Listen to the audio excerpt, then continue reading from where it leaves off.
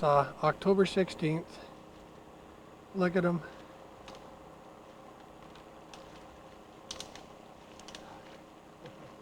Poor guy. Just traipsing the edge of the lake. We're up at Fairy Lake. See if you can get us a bit closer, Jim.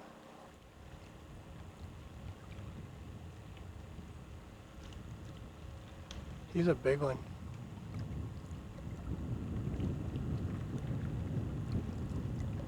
We're in the canoe right now, so that's why it's a little rocky. Look at the size of him.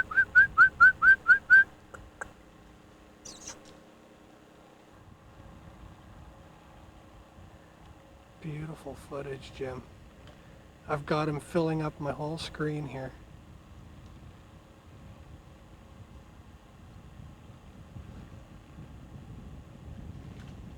Whoop, down he goes.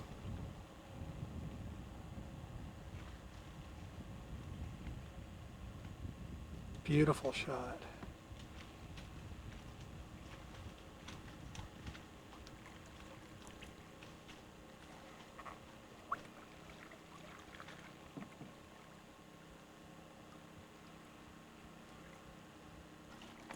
Okay, go forward, Jim.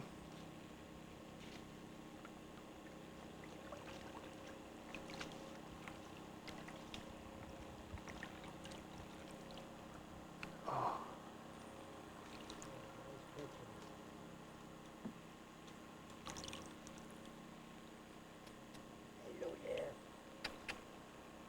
Look at him. He's a big guy. Come on. Okay, paddle forward. And Darren was here on Monday and saw some cougar scat. So we know it's going to be very active. It's getting into fall here, so everybody wants to get a little bit of more grub in them before the winter. He's just hiding behind the bush. Hey, he's getting a whiff of us. Beautiful.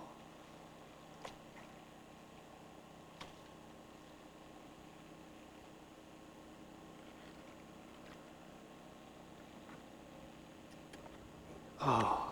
Hello, how you doing?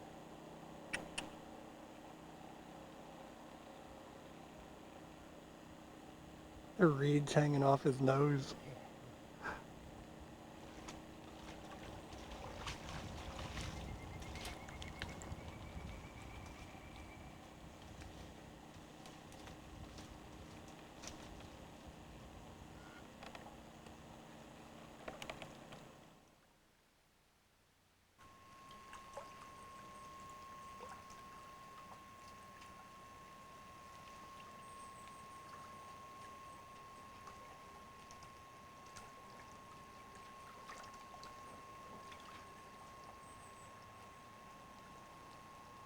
Hello, here we are on the Sooke Basin, the calm waters of the Sooke Basin here, and we just had a nice look at East Sooke Park with Mount McGuire. Over here is Billings Spit and the Sooke area directly across the water, and then all up in here with the nice mist band right across the waterfront. That is Sooke Mountain Park up in here. Yeehaw. This is Brule Mountain, and then Mount Quimper, and then the one in behind that is Ragged Mountain. And in behind that is Sooke Mountain and Empress Mountain, which we will be showing you in this film of the Sooke Basin, Sooke Mountain Park, and Sooke River Valley. So this is a great way to start our movie off because we're going to go and show you all the amazing sights that are hidden within that misty band of hills over there. Beautiful day. Here we are again at Anderson Cove, on the opposite side of East Sooke Road, and we're down here at the picnic site.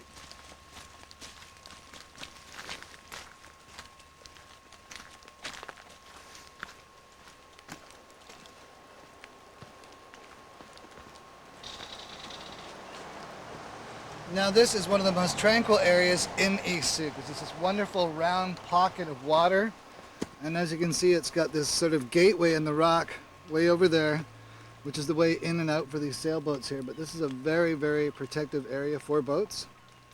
And on the other side over there is the Sooke Basin, just through that canal.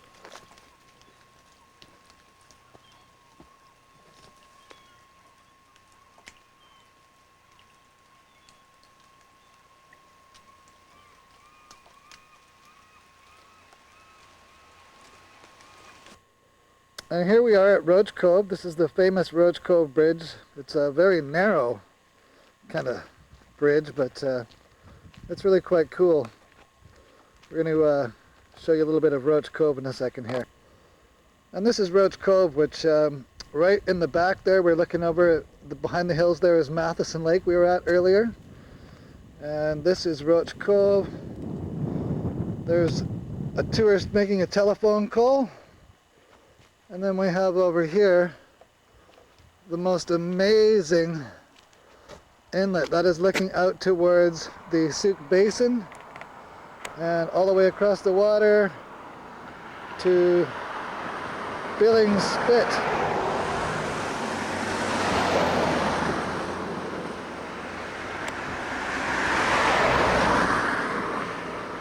As you can hear, there's a fair amount of traffic that does come through here. We're here, and here we are down at the Veitch Creek Galloping Goose Trail crossing of the bridge here. And we've just come from Roach Cove over there in East Sooke, and we've worked our way through all the way now. And what we're going to do is we're going to have a view here. This is the wonderful Sooke Basin over on this side here.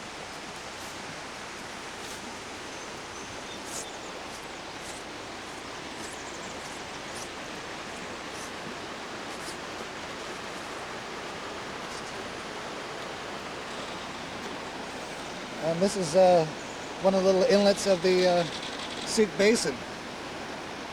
A little osprey. Kingfisher. Kingfisher. So yeah, so just get a glimpse of the old truss bases that used to be here. The bridge used to be up a lot higher when the train was crossing here. It looked a lot like the Todd Creek trestle did. So what they did when they put this through is they brought a lot of the elevation down from the bridge. Because as you can see, a train would never make it down this dip, but the railway was up about another 35, 40 feet. So the bridge would have gone straight across, the train would have gone across this no problem at all. It's quite interesting because if you look at the height of the hill over here, that's basically where the railway used to come through, most likely was right across that. And, this is Veitch Creek. We showed you a glimpse of one of the waterfalls on Veitch Creek earlier. And as you can see, it is a wonderful place, beautiful running water, absolutely pristine here out in Sooke. And you'll have nothing but fun coming out here and searching the trails, miles of trails, endless beaches. I can't tell you enough about Sooke, so we're going to have to show you. So come on for a quick view. We're going to go have a look at the basin from the water level here, so come along.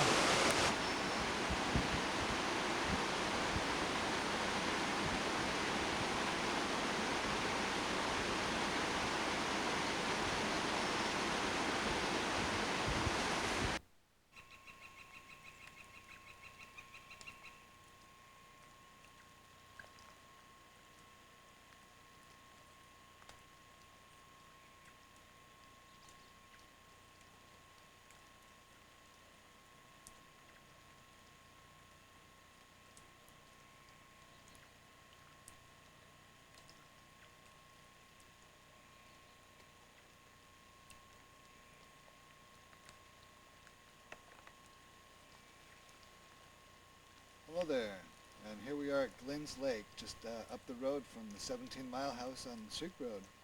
Just come for a little walk with me here. We're going to go and take a walk on the new boardwalk they've just completed.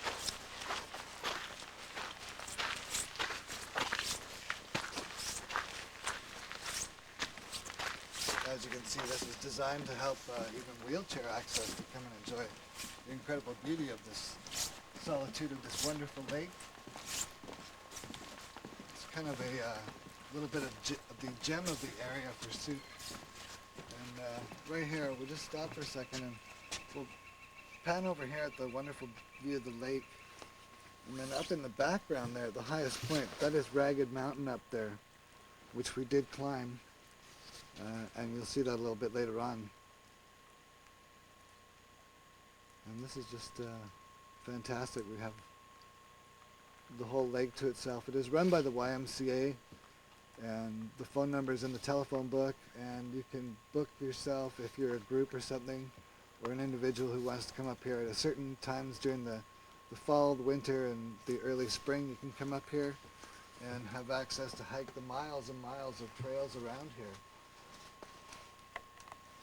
And we're just going to go a little bit this way here.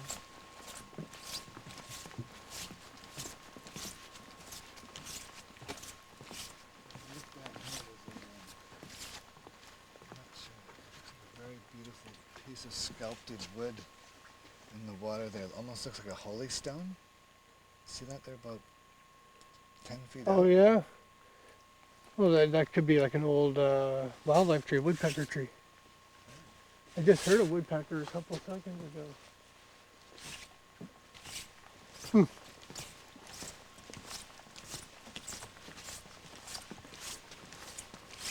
see there's lots of lovely skunk cabbage in the area.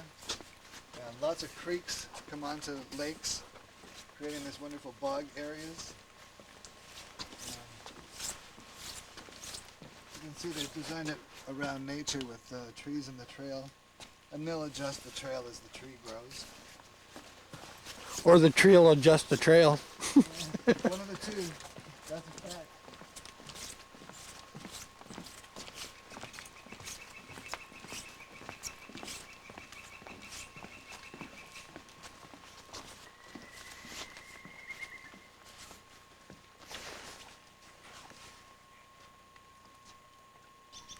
Just some of the rolling Sooke hills with a little bit of mist rolling off of them. You could run real fast, you could do the Misty Mountain hop around here, but you'd be hopping hills for days and days.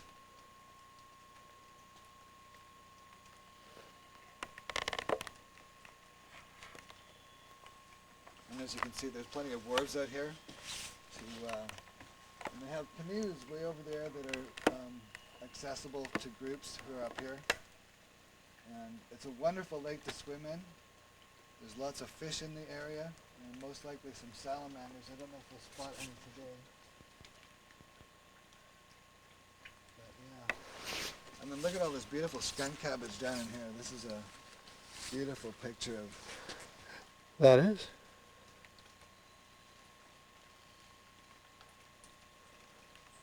And we could spend literally hours or days walking around up on the trails here at Glyn's Lake, but we have so much more to show you that we're going to be on our way here shortly and go and show you some other really fantastic stuff down at the Sooke Basin in just a moment. So stick with us, and we'll see you real soon.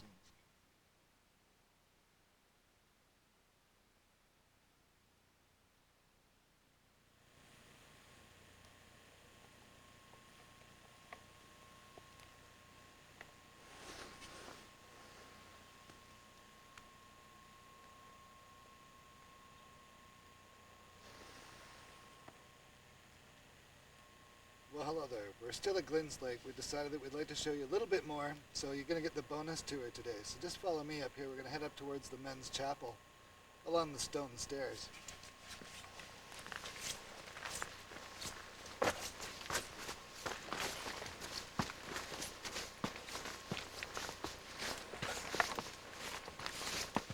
And as you can see, there's some wonderful cabins along here. They've got a great loop trail that we're going to do here, and you're going to see some fantastic sights.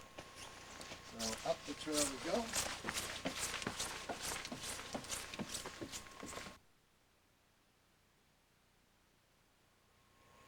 Well, here I am at the men's podium in the outdoor church. The way the kind of God I would like to see have a church in the great outdoors. Because to me this is like Earth, the real Earth. You get to hike the hills, the beautiful trails, have great animal encounters in your spare time around here. And we're going to go for a little bit more of a walk today. I'm not going to give you a sermon, just that really great outdoor tour. Because we're here at Glyn's Lake.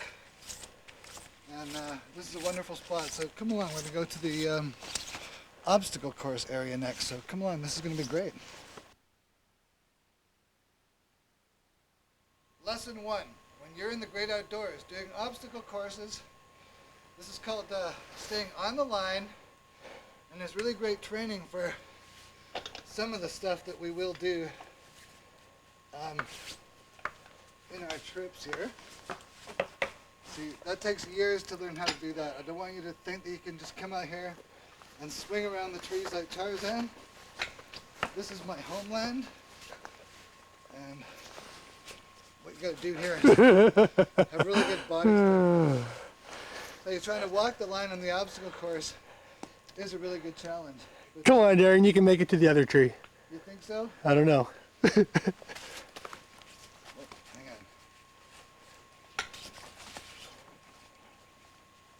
on. It is so hard. It is. It You is just so gotta hard. get that grip just right.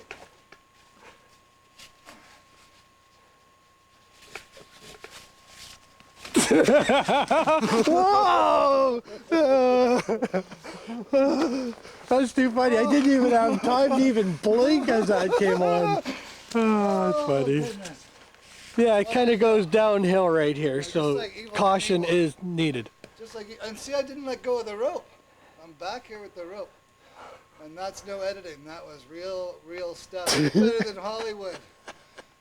So I recommend that if you're going to come out here and try the obstacle course, you bring gloves and lots of energy, because you're going to need it to walk the line. So let's go this way. We'll see you soon.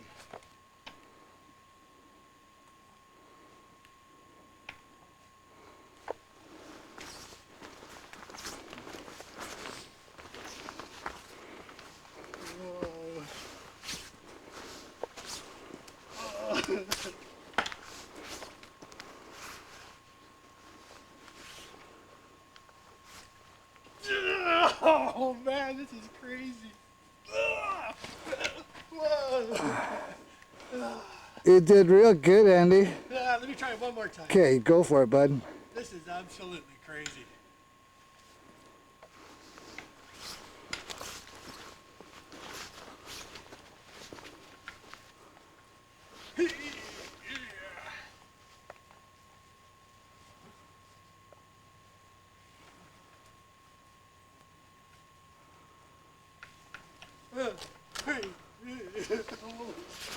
Sheep dip.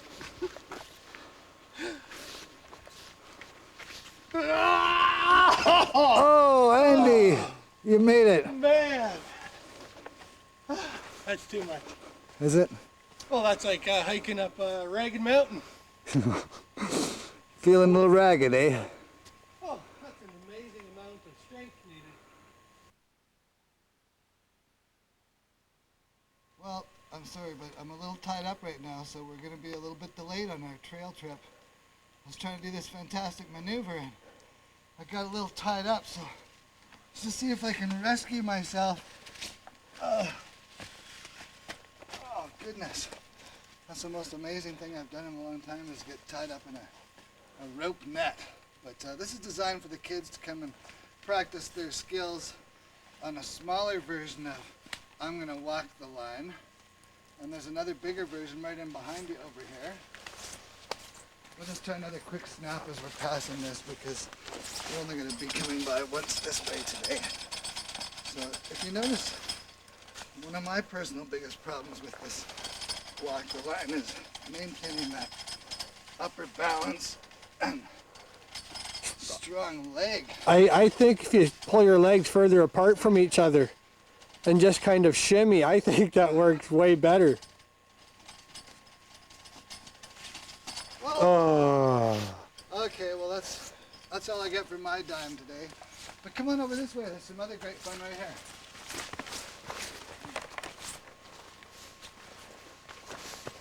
Yes. Only in Tarzan land. Now, we have to be very careful with this, because without actual experimental run, yeah!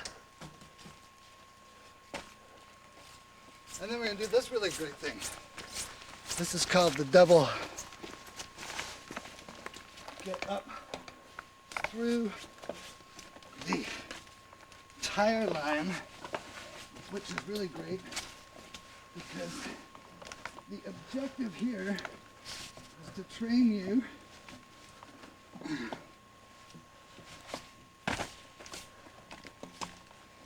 to be ready for any situation when you're out hiking or going on an adventure, because this kind of terrain really calls on a lot of strength. But we're gonna go a little bit further this way at Glint's Lake, and then we'll see you in a bit. So boats aren't floating anymore in the ocean. Oh, sorry, that's the other story here. Here we are here at Glint's Lake, and we've just come across this wonderful pyramid-like cabin. Looks like it's been built by the Mayans, mixed in with maybe Hopi Indians and Cherokee or something, but has a wonderful cedar roof, and it's probably been here for a number of years. Quite unique, kind of, Mary Poppins meets Godzilla. So let's go have a look.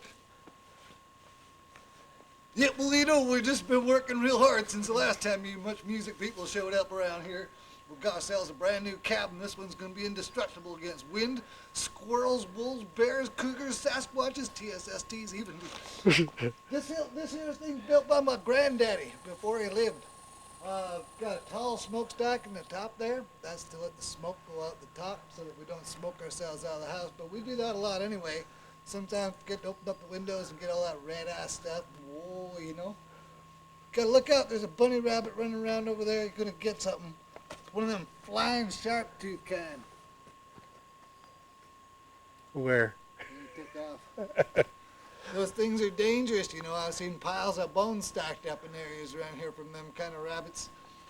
Anyways, comes equipped with windows so you can see inside or outside. Comes with stairs so you can go up and down. No elevators out here, no power to keep them going.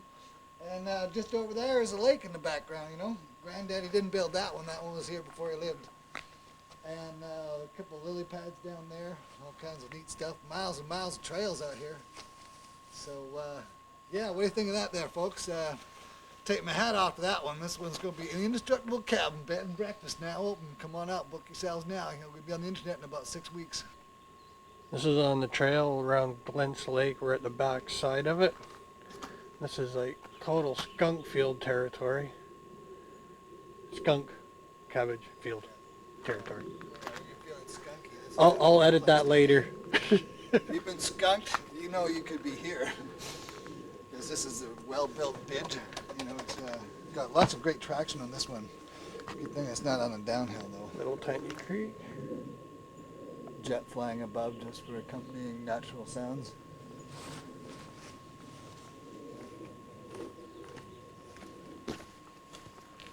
Sometimes we go down the trail like this.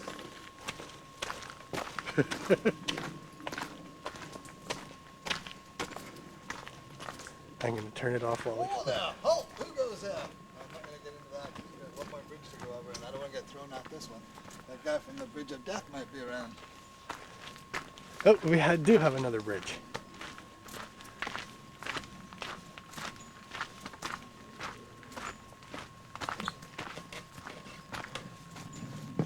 This probably has fish in it as well. Oh, I wouldn't doubt it. The other creek there's a salamander right there. Oh, I see him. Oh, Oh, he's hiding. hidden Let's see hiding. if- And this just feeds right into Glint's Lake. Glint's Lake is right in the back in there. Anyways, bye-bye. Well, here we are again. We're at another creek that runs into Glint's Lake and another bridge. Darren said there's nice sized trout in this lake.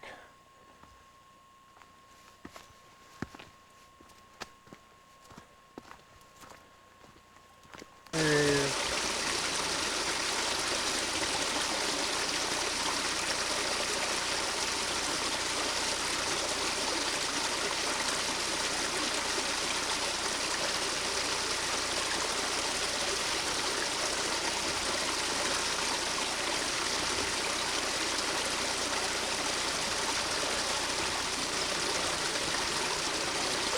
If anybody's home.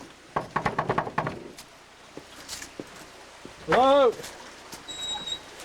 Hello! Oh, hey there! Hey, television camera again. You guys keep showing up every time I try and get away from it all. Are you guys much music or something? Who are you with? The DNA explorations You guys got your own cable channel or something? in 6 weeks. Hey, I haven't even got a TV, so what do you want anyway? What are you doing out here? Nobody comes out here ever, you know. People are afraid to come out to the forest, you know, because people that live in strange cabins in the middle of nowhere. You never know what kind of things you might be up to. You know what I'm up to? I'll No. tell you what I'm up to. This is my brand new bed and breakfast.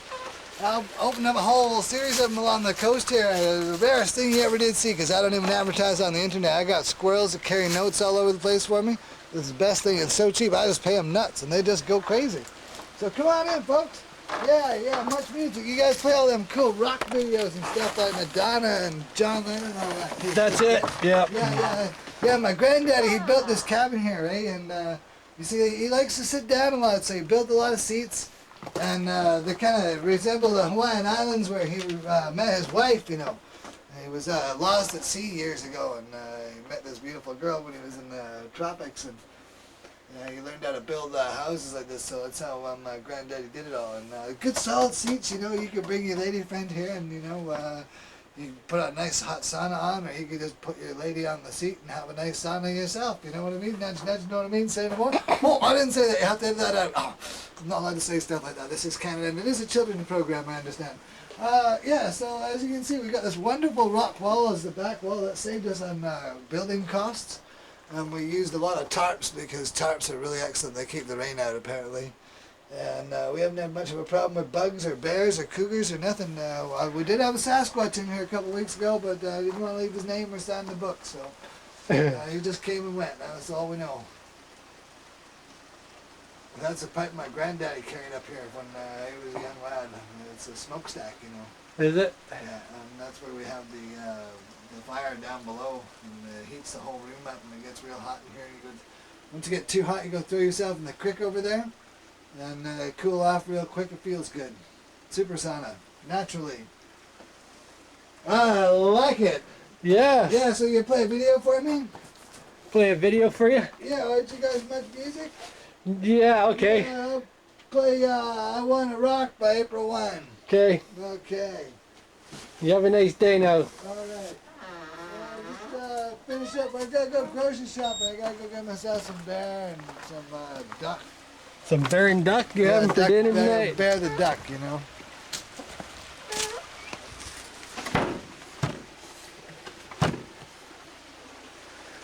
Not too shabby at all. But what a nice little swimming hole right here below it. Perfect.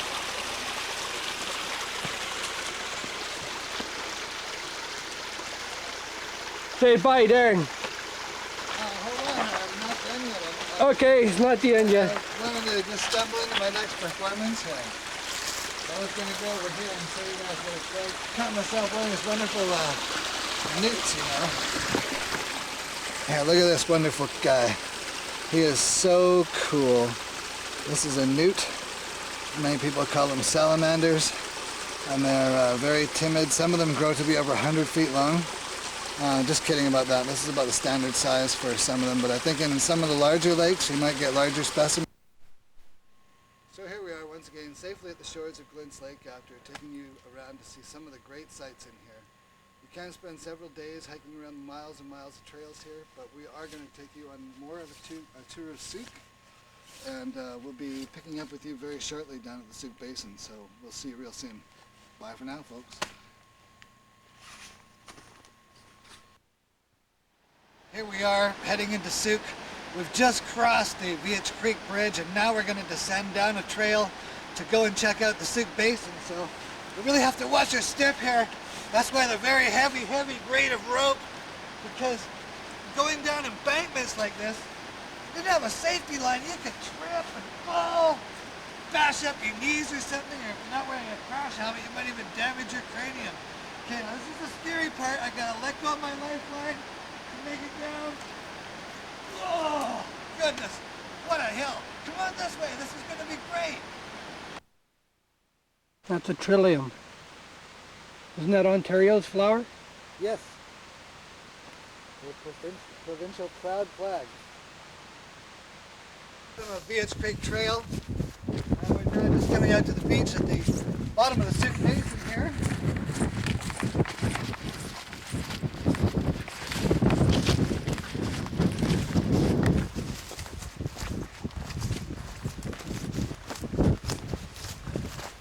This here is a very rare sight to find on any beach, and these are old floating buoys which they used to mark rocks and so forth in the various shallows of the area here, with so many protruding rocks coming out of the basin. It's very dangerous for boats in certain areas.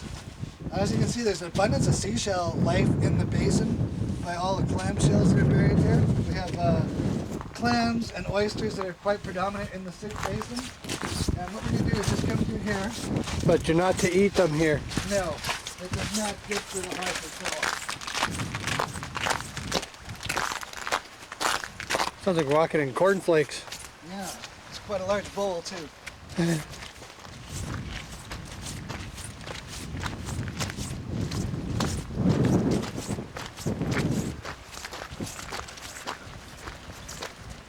So as you can see here at the Sooke Basin, this is rather spectacular. We're tucked in this little cove. I have to call this the VH Bay Cove, staring over at East Sooke Park. But just look at the beautiful, pristine beaches here. Bring it over here, Andy. One of the things I love to do is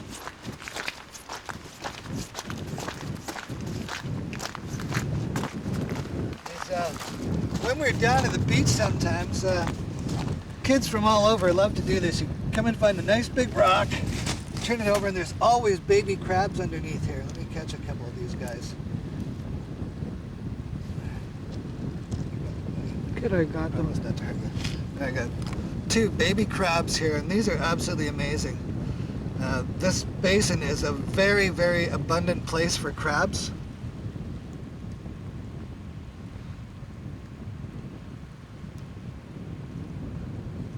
He's playing tough. Yeah, he's feeling crabby.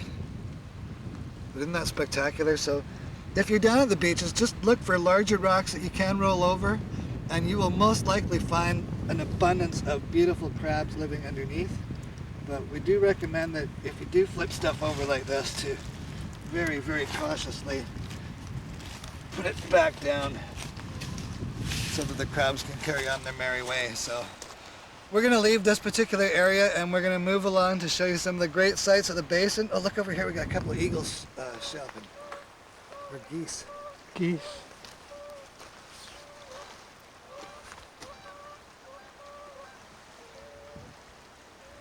Yeah, so anyways, we're leaving here and we're going to take you to show you some of the great sights of the Sooke Basin and end up down at Cooper's Cove in just a little bit. So please stick around. We're going to show you all the great wonders of Sooke. So come on, we're going to go this way.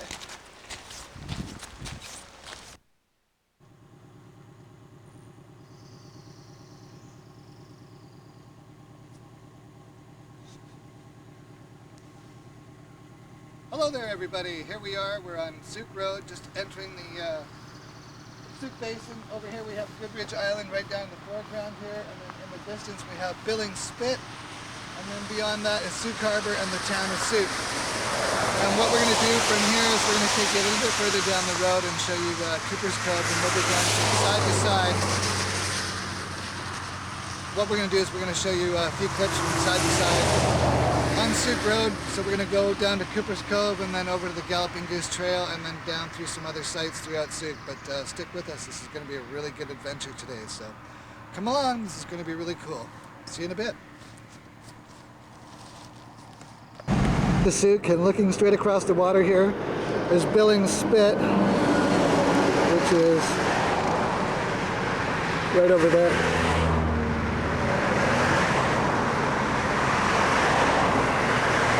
We're looking across the water at Billings Spit from Sooke Road, and we are heading over towards Cooper's Cove now, which is down Sooke Road a little bit, and we are going to work our way into Sooke down Sooke Road, that way to Cooper's Cove next, so stick around.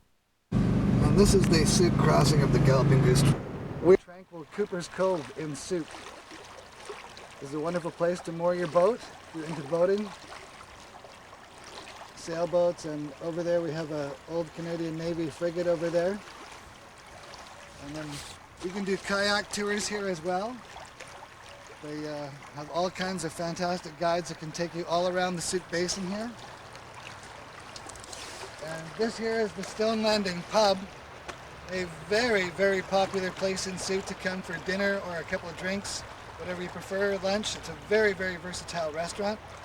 And now that we've shown you this, we're going to take you off to the Galloping Goose Trail and show you the AM Creek River Bridge, and then we'll show you some more of Sooke as we get deeper into it. So as you can see, there's a very beautiful, tranquil area Sooke is, gazing out over the East Sooke Hills there.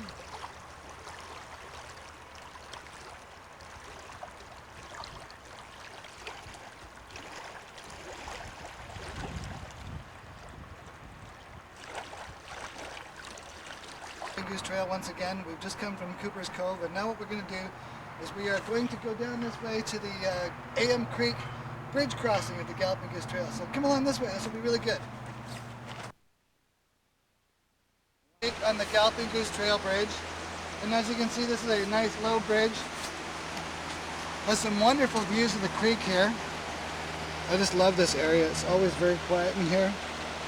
It's one of the more remote sections of the Goose, so traffic is limited.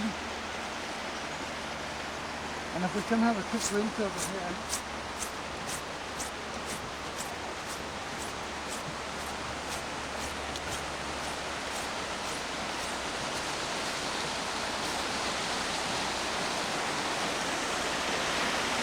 AM Creek is really quite a spectacular creek. It pours all the way out of Shields Lake. Glint's Lake. Sorry, Glint's Lake it comes out of. And as you can see, it is a very beautiful area. And this is a old railway bridge again, converted to a pedestrian bridge. Salmon and trout run this creek. So it is a habitat, meaning staying away from the creek. And what we're going to do now after this wonderful little visit is we're going to go over back to our car and take you downstream to the AM Creek Riverside Trail where we're going to next. So stick around. We're having a good tour. The sun's coming out. Can't beat that.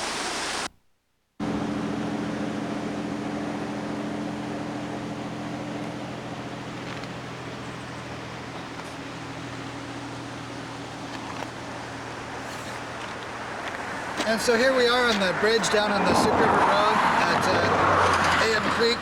We've just come from up the creek a little bit from the AM Creek Galloping Goose Trail Bridge. And what we're going to do is we're going to cross the road here and go down and do the AM Creek Riverside Trail. So come along, this will be really cool.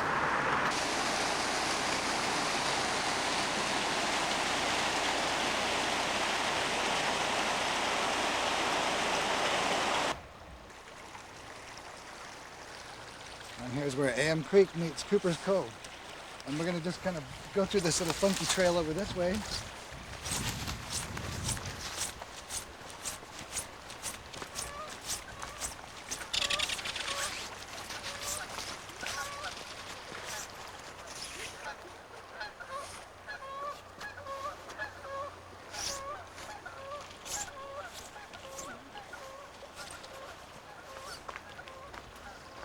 And this is the old log store area. There's been some interesting customizing since I was last here. About a year ago, they've excavated here to put a nice pool for the fish. This is like a fish hatchery now. Nice preservation where the fish have some nice low water to live in. But the trail used to go around this side of the shoulder and out over to an island over there, but we can't get it. And right over here is Goodridge Island with the water tower. And what we're going to do now is we're going to backtrack along the trail here, back to the car, and then we're going to take you over to the Sooke Fire Resource Center on Goodridge Road. Hello, I've come off of Sooke Road just after leaving the AM Creek Riverside Trail. And we are now at the Fire Resource Center on Goodridge Road here. And this is an absolutely fantastic place. Look at this classic old hook and ladder truck. This is the kind of toy that when I was a little boy I got to play with all the time, and little model. I love the little lights on top, the well-preserved hook and ladder. And we have these two other great vehicles which we'll pop around and have a look at the front of. Fire Museum.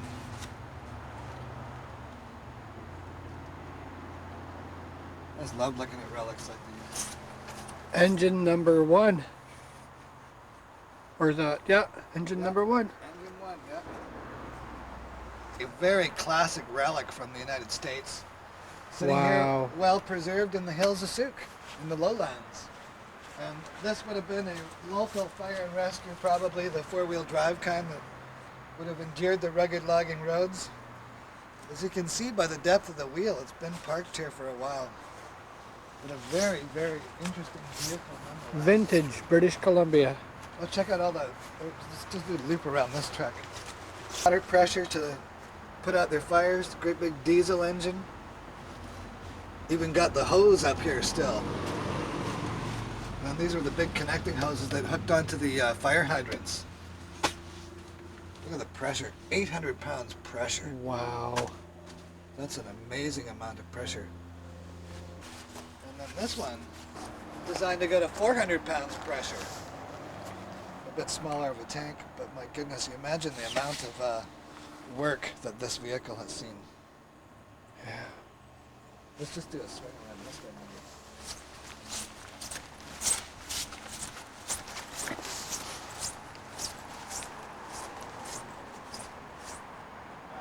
Look at these classic aging ladders. And Johnson bars and everything. Wow. Keep back 500 feet. Well, if we're back 500 feet, surely we wouldn't be able to get this close, would we? But yeah, this is amazing, this stuff.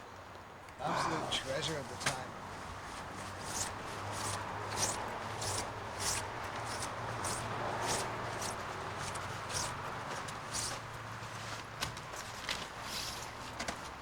All aboard! Time to go put out another fire.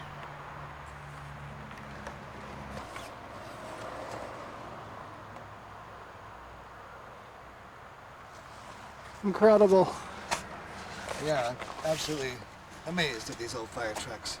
So to have a look at Goodridge Island and the Sooke Basin, and then we're going up the mountains. So stick around. We're looking at sunny shores here in the Sooke Basin in Sooke. Looking straight across the water at some boats, and over there in the distance is Billings Spit and East Sooke. And as it stretches up into the hills over here, this is East Sooke Park with Mount McGuire in the high background over there. That entire ridgeline that you're looking at is all of East Sooke Park, so we've already shown you all of that through the coast and the copper mines and all that wonderful stuff. And then over here is Mount Matheson, and this is Goodridge Island.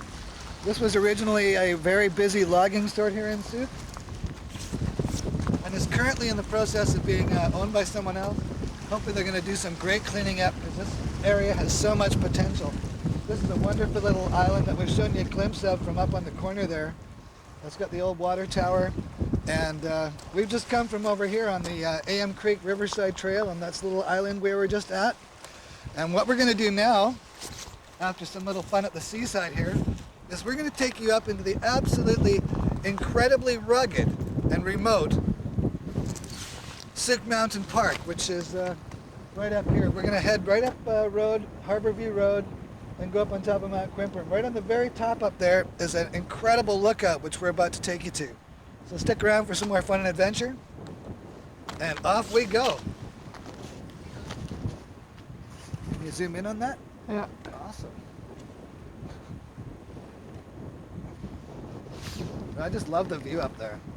And you can find great crystals up there too. Can see the ranger station, Darren. Awesome, Andy. Well, that'd be great to have it from this point and then be 50 feet away. Wow, you can actually see the ranger station dead center. That's great vision with that camera.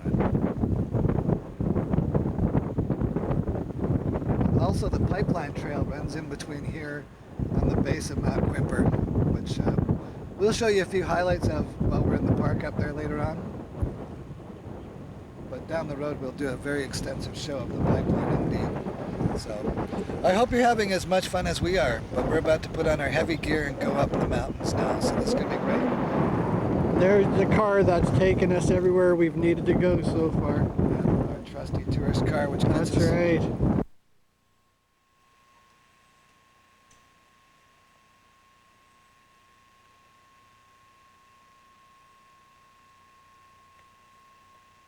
Hello there! Welcome once again. We are here at the parking lot of Sooke Mountain Park on Harborview Road, which is just off of Sooke Road near the Sooke Basin. And what we're going to do is we're going to take you up on this amazing walk, which actually goes all the way from Sooke over to Goldstream Park. We're going to go and show you the highlights, which will include Mount Quimper, the top of it with the ranger station. We will visit Ragged Mountain. We will also visit Shields Lake, Grass Lake, and then finally we will check out Empress Mountain. And there are two access points that turn off of this main route, which go into the Sooke Valley, and that is Charters Creek, which goes in behind Grass Lake and Shields Lake, and then Empress Mountain route, which is also accessible off of the Sooke River Road. So we're going to take you for this beautiful hike up into the Sooke Mountain Park, and it does take a long time to do all these different hikes. You can't do them all in one day. We took several days to do this, so enjoy what we're about to check out up in Sooke Mountain Park.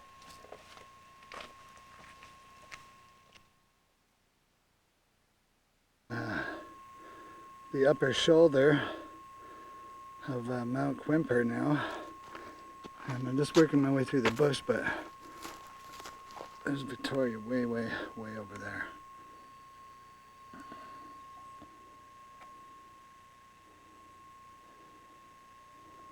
So yeah, we're gonna go a little further up the mountain. I'm still racing the clock, but I think I can make it.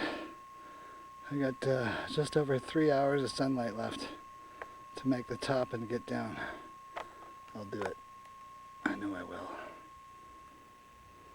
Well, here I am. I'm at the top of Mount Quimper. That is the Sooke Basin down there. And that's all of Machosen and East Sooke. And then over there to Victoria. But what's really great about Mount Quimper is they built this really cool ranger station up here that still exists. I was up here about 7 years ago and it was in really rough shape. Fortunately, since the Land Conservancy's taken over this, the Land Conservancy sunk a lot of money into this area, fixing up the Harborview Road, and as well as putting a new roof and windows and more boards and stairs all the way around this. So yeah, let's go have a closer look. What an amazing hike that was coming up here. Like, wow, I can't believe how far I've traveled today. Must be upward of about 10 miles. That's all right. It's just got this really funky artwork on here, and it goes up like this. And it's got stairs, and yeah, this is what it looks like in here. It sleeps a handful of people. I mean, like, if you're really desperate, you could sleep in here. It's certainly safe from wildlife, that's for sure. And bing, bing, bing, bong. And there's a trail to this for a long time, a real long time. And then the basin, and then over there is Whiff and Spit. Really hard to see in this, but wow. Okay, let's unlock it and go inside. Wow. Holy. Well, that's all I can say is, man, I can't believe I walked all the way here after walking all the way through. Okay, now over there is Empress Mountain. Okay, right there is the top of Empress Mountain where we've been, and there's all that stands there is a tower. And what's really cool is in between here and there is Shields Lake and Grass Lake and all those rolling hills. Yeah, mind-blowing, isn't it? Whew. And then over here is Sooke Mountain, that first slope that we're looking at, and then the Sooke River Valley in the middle of all those gigantic rolling hills over there. So anyways, I'm going to take a bit of a break here in a moment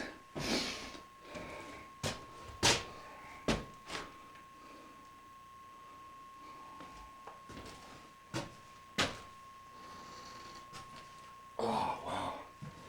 Oh, my legs are feeling the real push from the 10-mile hike today. Yeah.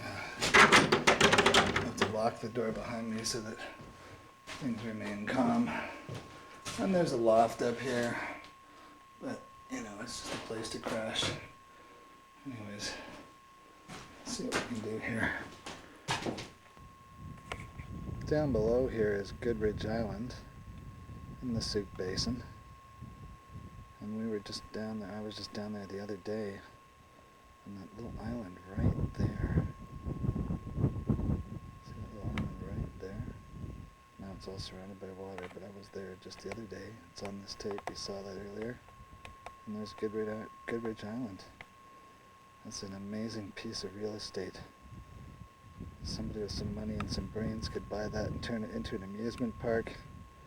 Get rich beyond your wildest dreams. But yeah, here we are in the Sooke Basin. Is that not spectacular or what? The Sooke Basin. The blue waters of the Sooke Basin. We're getting an awful lot of sunlight here, drowning everything out. And then over the hills and far, far, far away is Victoria. Yes, Victoria.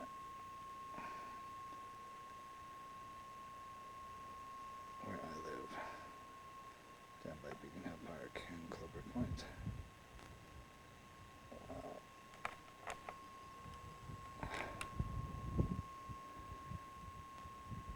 Into the west, as my spirit is crying for answers of whether to stay here for the night and film the sunset with the limited supplies I've got, or go back to the city and come back and spend another night up here with some friends with some telescopes and stuff. That would be a better thing to do, and that's Sooke Mountain right down in there. This one with the long bridge of dry moss there. We walked around that today, all the way around it, and then some. I'd be doing a great big figure. Heading down from Mount Quimper now, getting our final look at the basin. This is a nice view from up here. It's really quite spectacular. I just wanted to try and show you how rugged this trail is. It looks like nothing right here, but I'm about to try this new section that I've never been on, but I know it goes down directly to the road. Normally I would go that way, I would cut left, because that's the way I came up, that's the way I learned how to come up here, but as usual. And then over here is some, I guess this must have been the heliport or something, because there's 4 concrete monoliths right there. And the sun is going down over there, and I get to go down right over here. Now I hope the hell this trail is easy to follow. Oh good. It's looking better and better all the time here. So hey Andy, I found a new route down, buddy. New route up. So that would save us at least, the way this is going, about 45 minutes maybe off of our usual time up here. So yeah, I should do this next time. I know where the marker is off the main road. I've seen the marker, but I wasn't sure if it went up Quimper or if it was going somewhere else. Anyways, it's starting to get that shadowy light in the forest. As you can see, it's starting to get dark, and I'm starting to head down into the darkness here. So who knows? Might see an animal yet, other than the ones that we've already seen.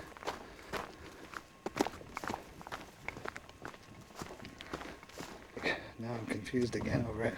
It's Grass Lake, man, Grass Lake. Dig it. So yeah, this is what it's like up in Sooke Mountain Park now. I'm telling you, every time you're on a trail like this, the terrain changes rather quickly. And this is kind of cool. Kind of cool indeed, because it gives you an idea of just what it's like to climb up Mount Quimper, even though we're going down. I climbed up a different way. It's too hard to film when you're going up. It's so physically exerting that you just wouldn't manage to do it. Another great thing about Quimper, Mount Quimper, is that right in this area where we're at, you can find rocks with crystals, and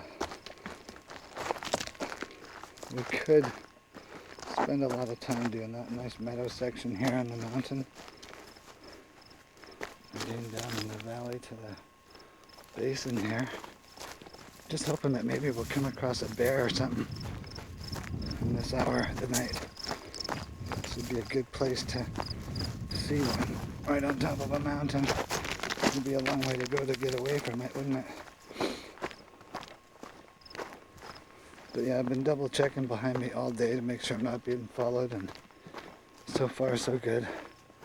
You just do those many random spot checks just to make sure, because it can be really nerve-wracking if you are out here. Like, I'm out here alone by myself today, but I'm very experienced in this kind of thing. I've been out in Strathcona by myself, and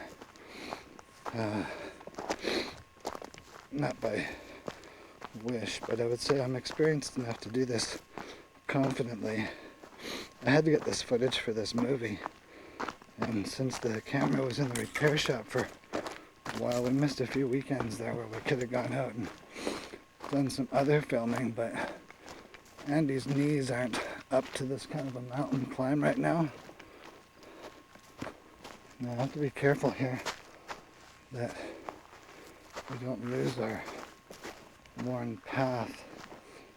It can get rather puzzling if you're up here and you're looking for a trail down and it doesn't really go anywhere, but luckily this does. So this is a good spot to check out Whiff and Spit. There's Whiff and Spit right over there. Yeah. And then the harbor, and down here is Billings Spit, where we've been before. We went out there and got some great footage with the birds out on the point out there.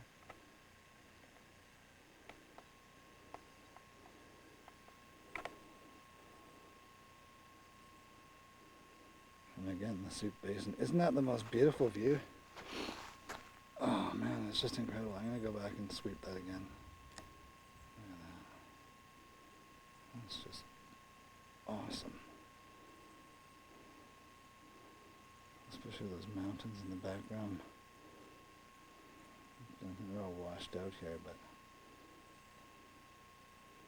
wow, that is really something else. It's something else. Anyways, we gotta go down this trail here because we're counting time, right? We're trying to get off of this mountain, not admire too long. Might even get to see an elk or a bunny rabbit. Not one of those flying white sharp tooth kind either. That'd be terrible to see one of those flying white rabbits. Here's another cairn on the trail here to let people know that they're on the right route. It's always reassuring to know that when you're on a mountain route like this, that you're on the right route. Because when you come to a lot of those bluff areas and the trail's not so well worn in the surface, you can easily lose the trail, and that wouldn't be too good. No. So yeah, I don't know if we're gonna get to see anything yet. I'll keep filming for a little bit longer, just to give you an idea of how much work it is to come down off of Mount Quimper here. Yeah, this is definitely the route to come, because there's another cairn right over here. See? A rock cairn. A cairn of rock.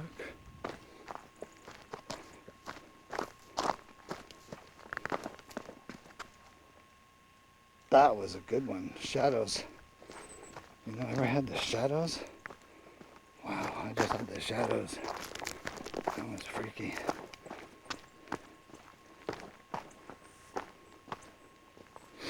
But it's just because of the hour of the night. But hey, I got everything I need. I know exactly where I am.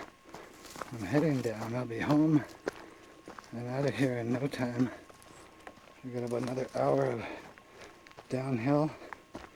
Not like this. Soon I'll be on a logging road in a matter of about probably, I don't know, 10 more minutes here. Yeah. Just gotta cut down into these trees over here. I'm going down that way. So yeah, I'll just hang in there a little bit. Bye-bye. Hello, it's me again. My new mission status report is I'm about 200 feet from the parking lot. Safely got down that nice trail which joined up with the main road, and I didn't run, I just kind of luckily came down with gravity, and I'm down in 1 hour as opposed to 2 hours, so that's a definite bonus asset, that new shortcut. So I have to go this way now, that way, but we're gonna have a little break before I go into civilization. And decided that we're gonna go up Ragged Mountain, which is this way. But the Shields Trail would definitely swoop around the base of this mountain, which would give probably some absolutely spectacular views of the mountain itself. We may be coming back that way. It's hard to say. We'll decide when we loop over top of the mountain. We'll fill you in later. This might be a later date that we explore this route, but here we go. Ragged again. Dun, dun, dun, dun, dun. Woo! Yippee! It's in my blood. Exploring is in your blood. It's in my blood. As long as I don't fall over and leak all over the land, I'll be just fine. We're starting to go straight up now. It's no more fun and games. We're going right up. So I'm just going to hold on to the camera and take everybody for a ride. Yeah. Okay, here comes Darren. Look at this slope. It's a ways up here. Yeah, this is real live action stuff. This is Not Hollywood. Okay, we're going to pan out here and have a look. It's an incredible view. We're not at the top yet, but we're definitely getting close.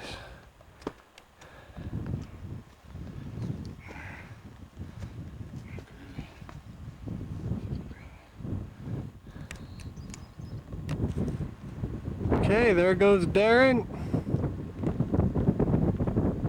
This is where we're going. Way up here. It's about 200, I'd say, feet up. There goes the way up.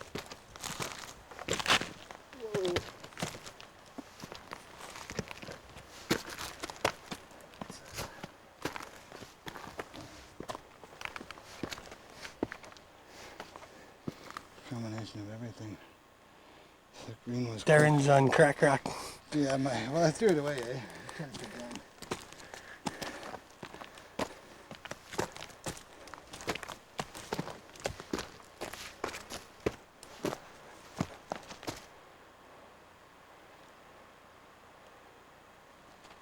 Sometimes when you're feeling ragged, you just gotta accept it. Because when you climb Ragged Mountain, the grades will get you. Well, we're at the top of Ragged Mountain. Feeling a little ragged. Yeah, a little bit. That's a Sooke basin way down there. And Gillespie Road, you can see that section. See that? That little S section, the hill? Yeah. That's where I spotted this mountain from. Otherwise I never would have known that it existed like this. It's quite an enormous rock face, and it is. There's probably 200 feet of rock or more coming up from the forest there, eh? Yeah. Yeah, we're back there. There's Mount Quimper. We were there a couple weeks ago. Darren said earlier it's on this tape. Then we're going to head down towards Victoria and area way off in the distance. So let's head to Victoria. Too bad it wasn't so easy.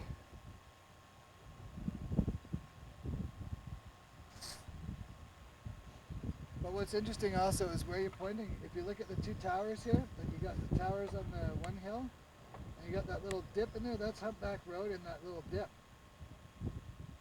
Darren's talking about right over here. There's those two So you towers. see the hill, you get on the far side of the hill with the towers into that dip, and that's the canyon that Humpback Road runs along. And then of course you can see Triangle Mountain over there. And then Langford and Colwood is all in behind these two hills that we're seeing right here. In the far distance right over there, you can see Mount Doug from here quite clearly. That's that guy in the back there. Straight across. There's Mount Doug.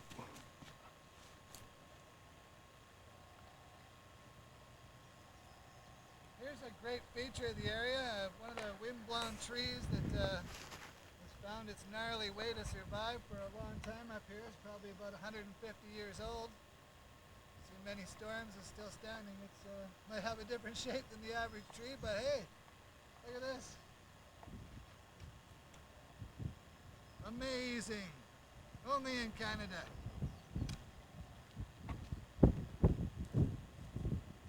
So that's what we do when we're explorers, you know, we feed ourselves up, we go along these rough trails to get to these amazing places, to have these fantastic views, and people think we're crazy, and hell we might be, but you know what? We buy the shoes, we put them on, we wear them, we live it, we dig it. Well, we're on the backside of Ragged Mountain. This is Empress Mountain, which is also on this tape earlier on. Zoom back, get you an idea how far away we are from there, which I really couldn't tell you how many kilometers it is. And in between there and here is Shields It's just a long way. That's right in Shields Lake is somewhere down in this massive valley here. We're not going there today. We've already been there. That's on this tape. But this is going up the west coast. And it just goes and goes and goes.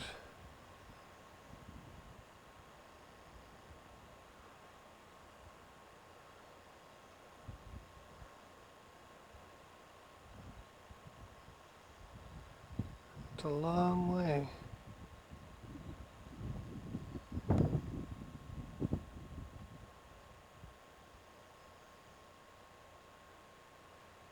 This is an incredible view too.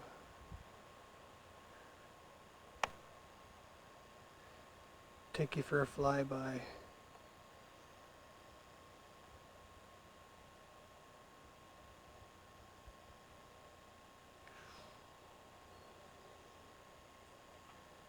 Quite.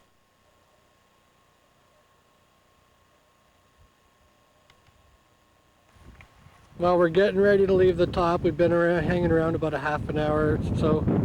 Had some lunch. You can just take a look here. Tried to find another way down. Yeah, I tried to find another way down. It doesn't look like it. If you look in the distance here, I'm zooming in. A huge barge out there. That's at the edge. You've been to the edge. There, stood and looked down.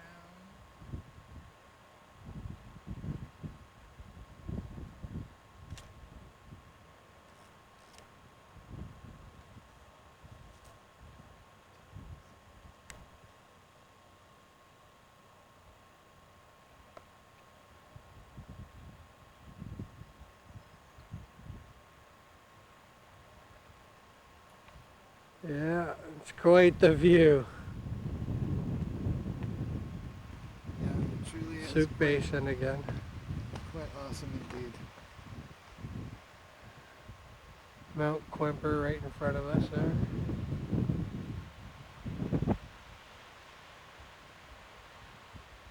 And off off we go up towards the west coast. 15 minutes from the top. This is the steepest part. It's absolutely crazy. And I'm gonna try and do this one-handedly. Already had one dump a couple minutes ago. It's a eye-opener.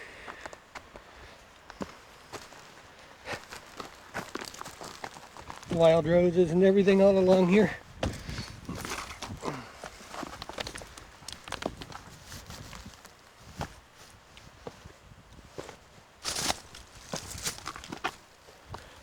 Yeah.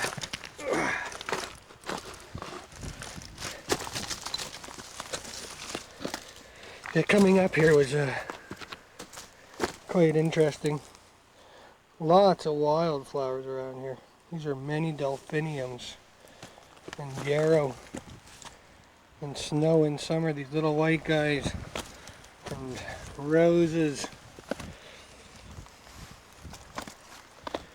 Mother Nature at its finest, at her finest I should say.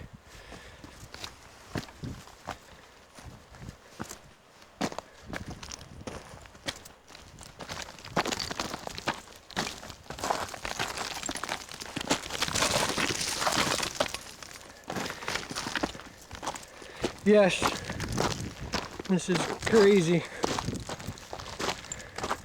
It's an extreme workout on the legs.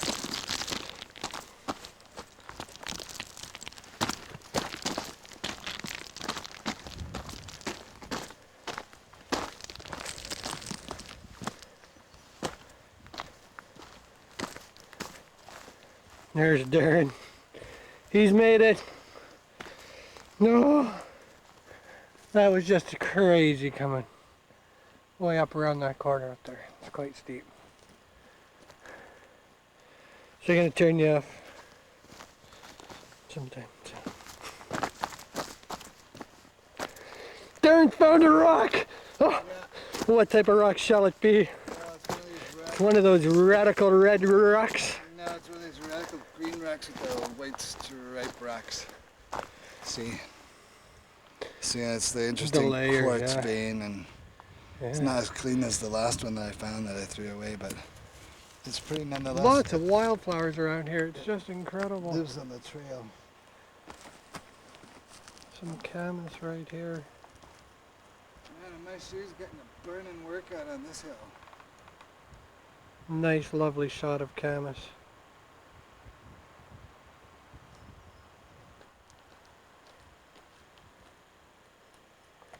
The wildflowers around here are just incredible.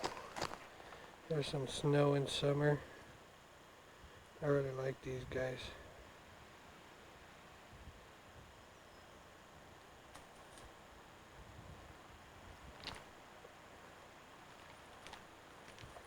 Oh yeah, that looks great.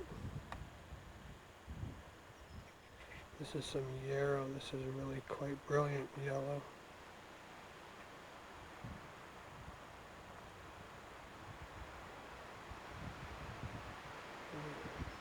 Sooke Hills. I'll leave this on for a minute. Maybe I can read it when I get home.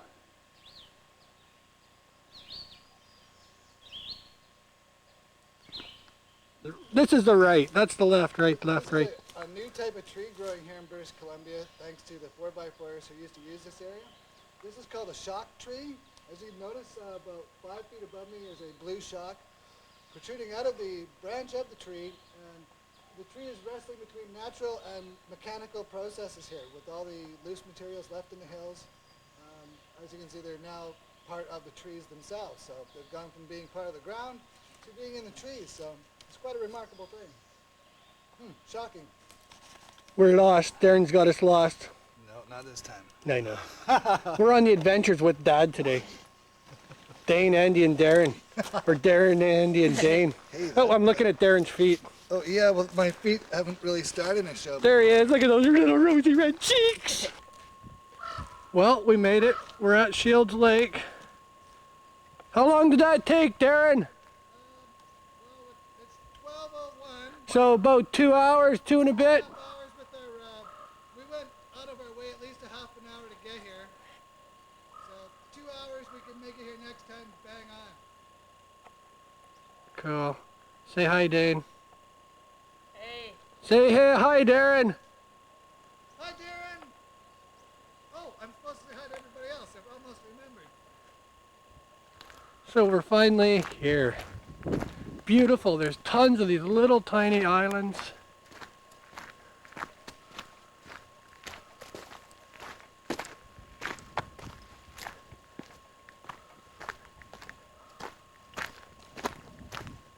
This is absolutely gorgeous down here. Shields Lake. Oh, look, there's a salamander right here. Diving down. Oh, I see him. Let's see if I can zero. Buried in the sand, a big one. Here, let me see if I can manipulate him out of the way. Catch him. Try to catch you. Oh no, I'm just gonna make him move. Try to There he grab is. him. Awesome. Isn't that amazing There what he those little is. buggers can do? Hello. He's about 14 feet long. Looks like Godzilla. No, he's only about 8 inches long, I guess. Not even. Not even. He's awesome. Okay, break time. Here's a different view. This is down at the back end of the lake. Shields Lake. It's quite large.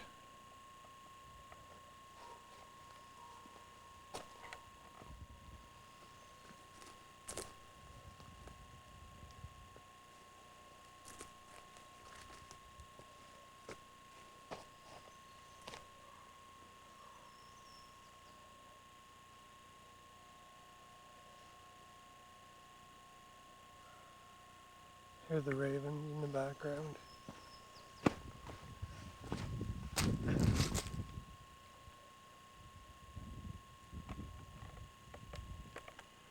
There's some salamanders mating, for all of those of you who are interested. There's another one there.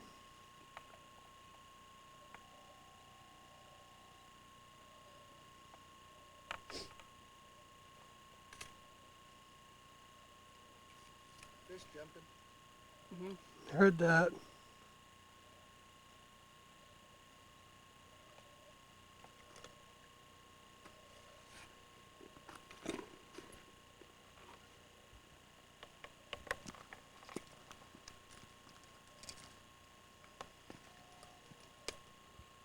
Shields Lake for our second journey up to Shields Lake on camera. And what we're going to do today is I'm going to go around the back side of the lake and film this whole lake. But this is the main beach where you come. And when we were here before, we were able to spot salamanders everywhere, but I can't see anything at the moment. Just tons of little lilies on the lake here. Been fish jumping like right there. See what happens again, give it a second. But yeah, this is really high up. There's one way over there. This is about a 2-hour hike from Sooke Road up the Harborview main trail, and you have to know where to turn. There's several roads that will lead you astray. If you don't know where you're going, you will get lost. Anyways, we'll see some there. Did you see that? Right there. Pardon me, but cold symptom today. See if he'll do that again. Yay, right there. Maybe even one more time for us.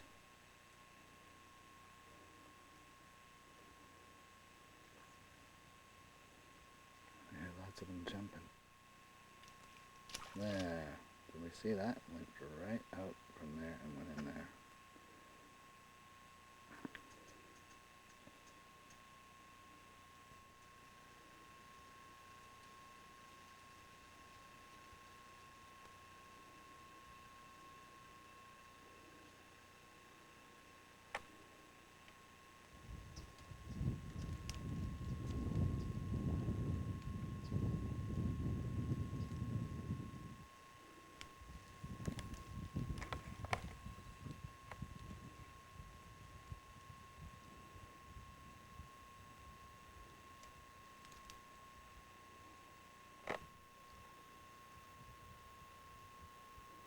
These marvelous little islands all through here. There's fish jumping everywhere. But yeah, what an amazing lake. I'm really glad I got up here today. It was really a very, very special bit of Sooke that very few people ever come to visit because it is so much work to get yourself to this place. But yeah, very nice kind of life. Other than birds, there's a snake in the road.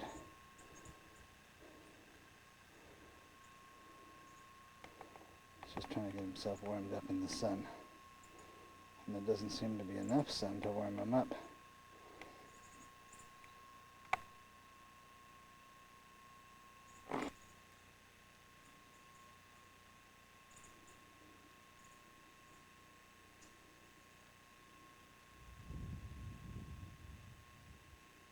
Trying to figure out if I'm friend or foe.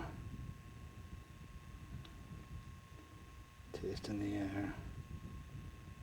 I'm a friend. Who would want to bother a serpent out here? Curse you for life. Anyways, bye-bye, snake. I'm again down at the back end of Shields Lake now, at this other camp spot. I've been coming across campsites in various places throughout the lake. And as you can see, this place is absolutely spectacular. There must be millions of frogs here at night. Super tranquil.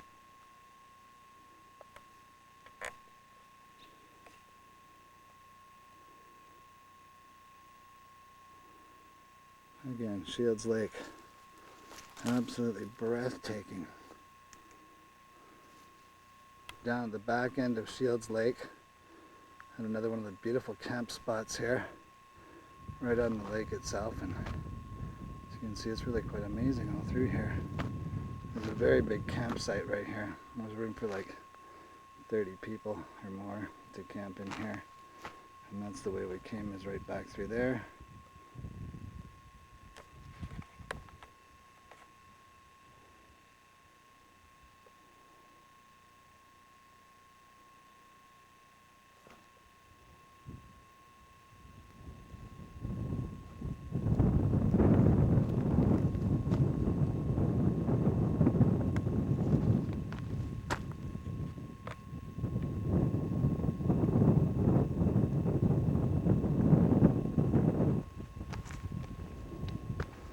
Started off to be such a beautiful day, and as usual the wind is picking up, so imagine being able to come up here,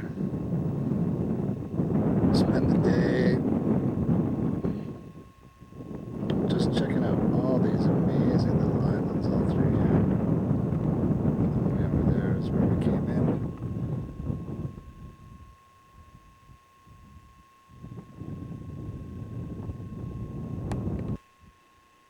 And this pretty much does it for wrapping up at Shields Lake.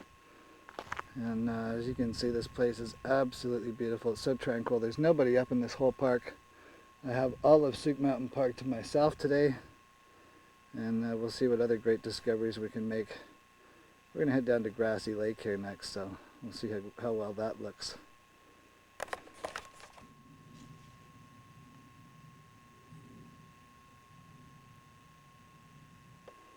Well, here we are once again. The last water that we looked at was not Grassy Lake, it was a pond. This is Grassy Lake, so just got down to the edge here and we're going to see where it goes next, so stick around. And Grassy Lake, beautiful area. And then this is the trail I'm on right here. This old road came down from the east side of Shields Lake to Grassy Lake, and I believe it goes to Charters Creek, so wish me luck. Hopefully I'll get out of here in time today. And more of Grassy Lake, or Grass Lake, can't make up my mind now. But yeah, pretty cool. I came in, trail came in from just over there on the other side, but I had to go all the way around that way, around the whole lake to get here, so that's kind of a unusual twist. See how this whole thing ends up.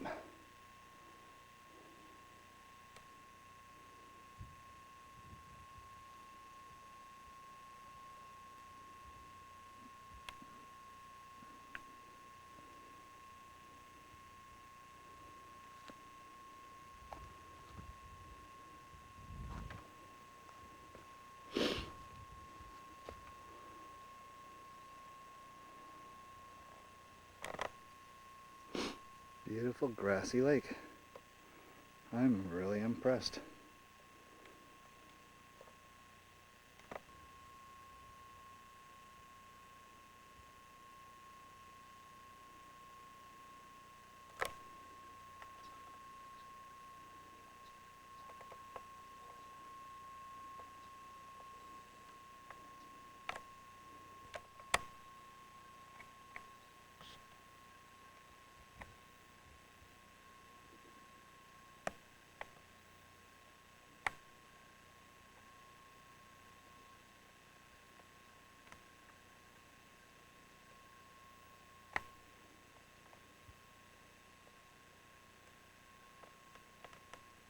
Beautiful mushrooms growing on the tree.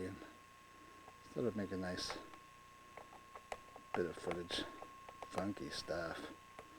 So yeah, we're on the trail, heading this way, still around Grass Lake, and see if it does a left or a right hook in the next 2,000 feet.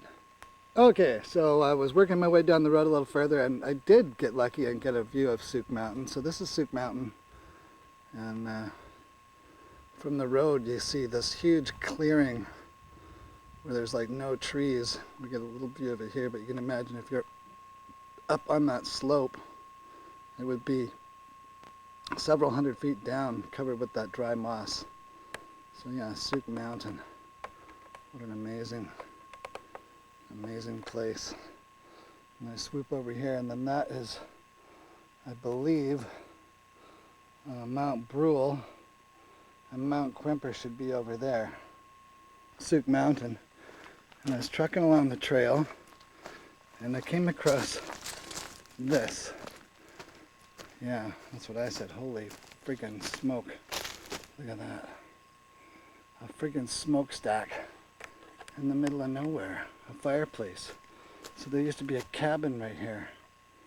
And you can see there's no barrel and a wash bin, and kind of adds up because I did see back there a trail that was going up the mountain a bit, and I did go, wow, look at this. There's all these old pots and pans and automobile parts, and I don't know what the heck that was, something heavy duty. Foundation of a very cool old cabin. And the fireplace, like, look at this. It's just amazing. What a day of awesome discovery. Wonder how old this place is. It could be ancient. The Blair Witch, man. Freaky. Looks like it burned to the ground. See, it's all burnt in here. And the whole place caught fire. The blue jay. There he is.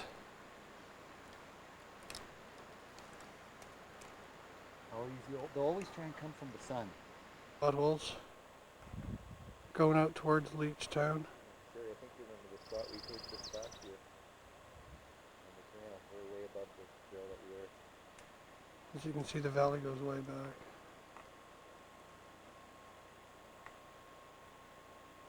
And there's where I'd like to be.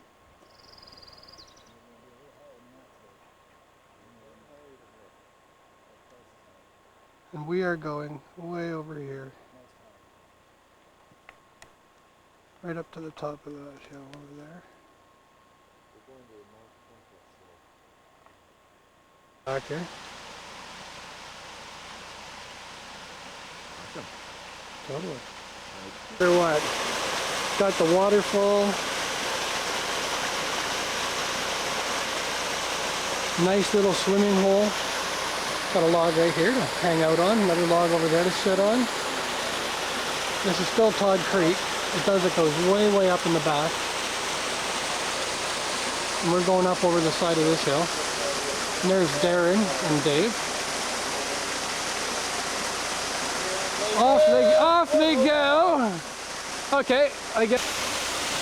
There goes Darren crossing the old mighty Todd Creek. There's actually some parts where it's really quite wide. Some nice little potholes you could swim in.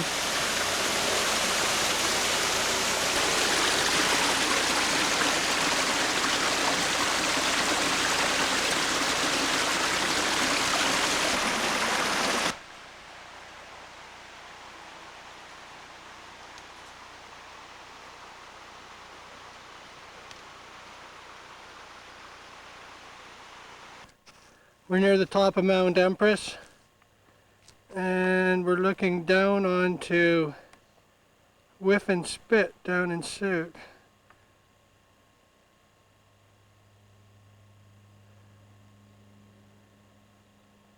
It's a little ways away.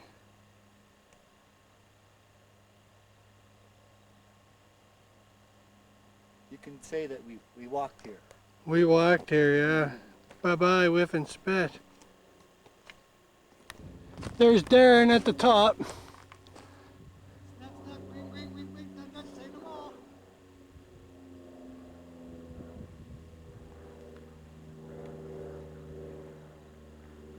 Oh, you can see a bit of the basin from here too. There's the Sooke Basin way down there.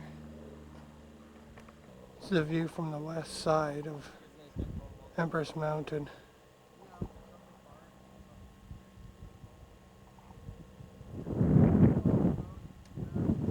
There's Sooke Basin, Whiff and Spit.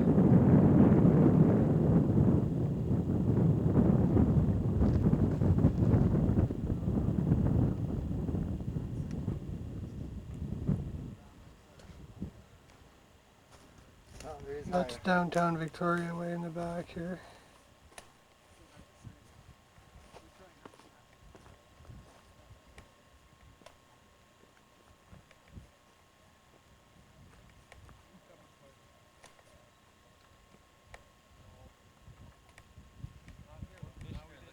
Quite the view all the way. Okay, this is Sooke Basin. Now we're going up the west coast.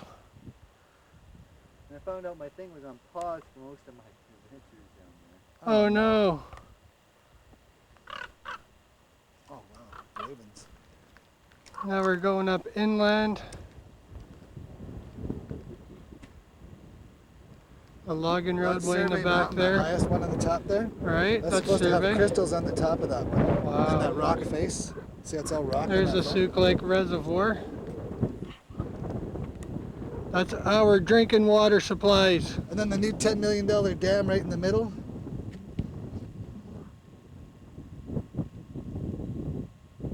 And there's the new dam. Right there. That's our water supplies, everyone. Yep, that's where you're gonna get your next glass of water.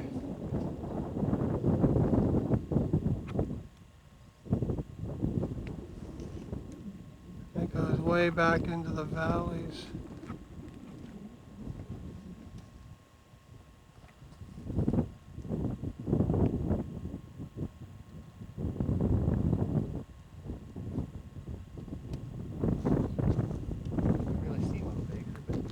Yeah, it's hard to get it in, isn't it? Here's a nice shot of Mount Baker. Wow. What a classic.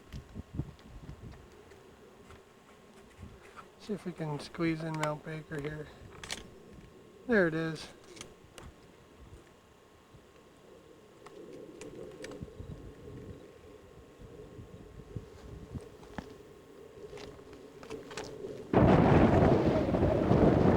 That wind's starting to howl up here.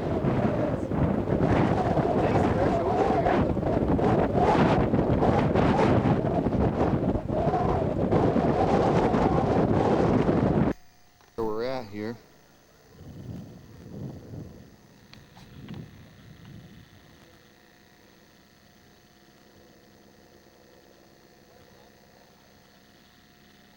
There's Victoria. Way the heck out there. Now we're going up inland. The logging roadway That's in the Survey back Mountain, there. that highest one on the top there. Right, That's supposed to have survey. crystals on the top of that one. Wow. And that rock face. So it's all rock. There's the Sooke Lake Reservoir. That's our drinking water supplies. And then the new $10 million dam right in the middle. There's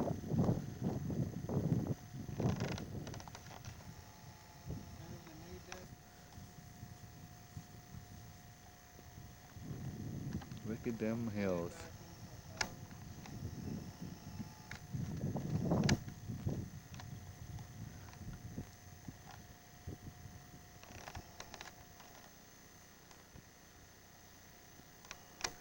into the valley.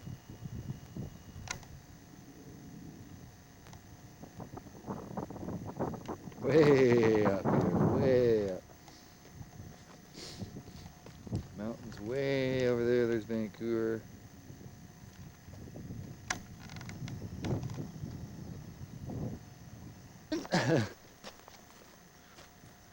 Back to where Victoria is. Flat Ridge. Oh yeah, yeah. That's like Goldstream Park over here.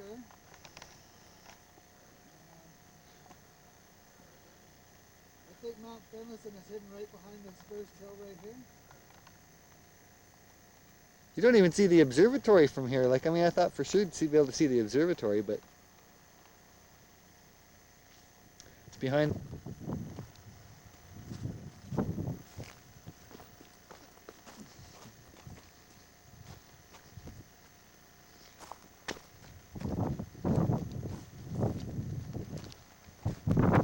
On this side of the mountain?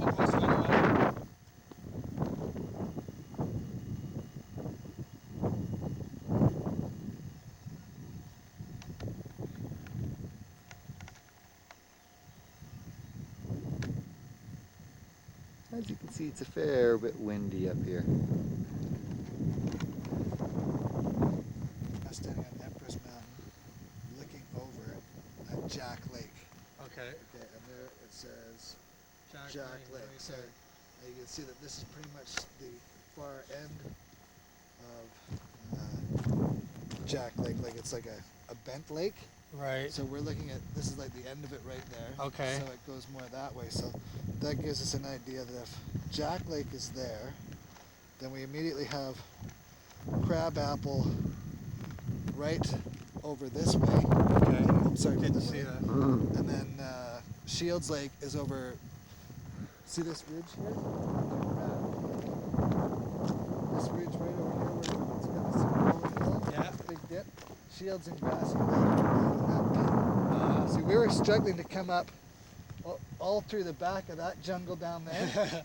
So it's really quite comical because we actually really did a hell of a dent. We came all up the face of that. So we left the main trail down in the low tree section down there. Then we cut up and came straight up that cliff. And that was really vigorous coming up that, when we Certainly came was. through that canyon, like it just kept going up and up. And I thought we were going to have a nice, easy access, but quite comical, we did not. Oh, these mountains are too cool over there. I'm sure if you looked around, you might find a couple of cool. Oh yeah. That'd be a nice spot right down in those trees up there. See that? Yeah. That Oh yeah. whole flat ridge right there is a Yeah. huge zone. Right down in those trees, a big good barrier windbreaker. Yeah, one side or another. Yeah.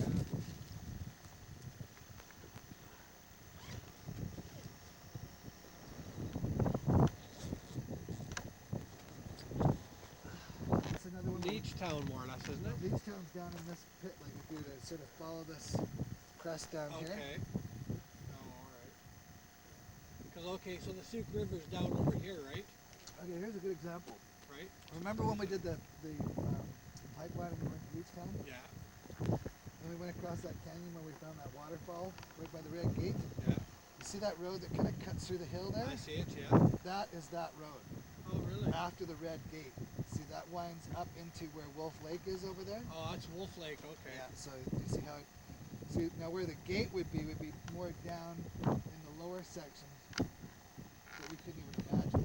Maybe beyond that little dropping ridge right here. But what a huge spread of land. You don't realize what rolling hills they are until you get an aerial view like this. Well, yeah. Yeah. And you think, oh well, there's just hill over there. We'll walk to that hill. It's like 5 hills to get to the hill. Hey, good luck going on a straight path. Like it's really incredible. I live behind this hill right over here. Well, that's where we live, Willie. Yeah, I know. I'm disappointed that hill is there. Can't see part or basin. Well, you get a good You idea. can see sort of Whiffin scope it Spits out, right like, there, though. You Yeah. get part of the basin and part of the Yeah. harbor in the shot. Way, way, way back there. Yeah. Just up over the horizon. 4? Wow. 16. It's 10 to 3. Yeah. So- So what are we looking at? About 2 hours? Yeah. 2 You mean I'll make it back to the hockey game? Yep. Woohoo! If we leave shortly. Oh, Because you see where we gotta go. You see this hill here? We gotta go on the other side of that. That's where the Sooke Valley is behind that hill. So right over that drop is where the car is.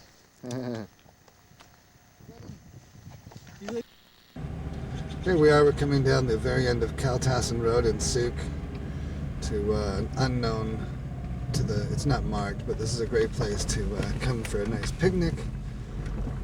And we'll be going to check out the beach down here and show you all the wonderful sights that this place has to offer. But we thought we'd drive you through here to show you some of the great stuff you can experience here in Sooke.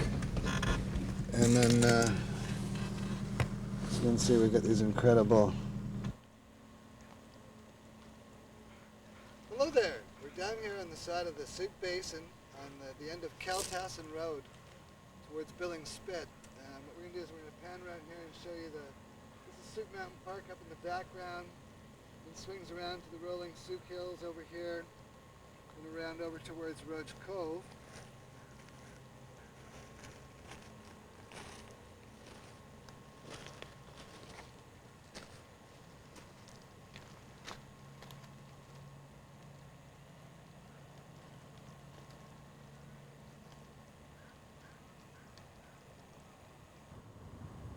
Hello there.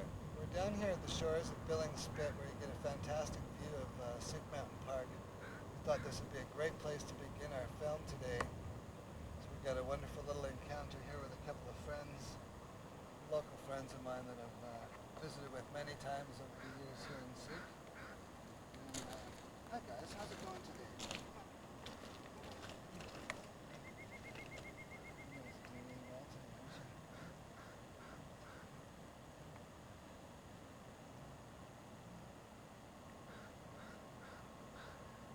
You don't have any... We're going to head out this way to the...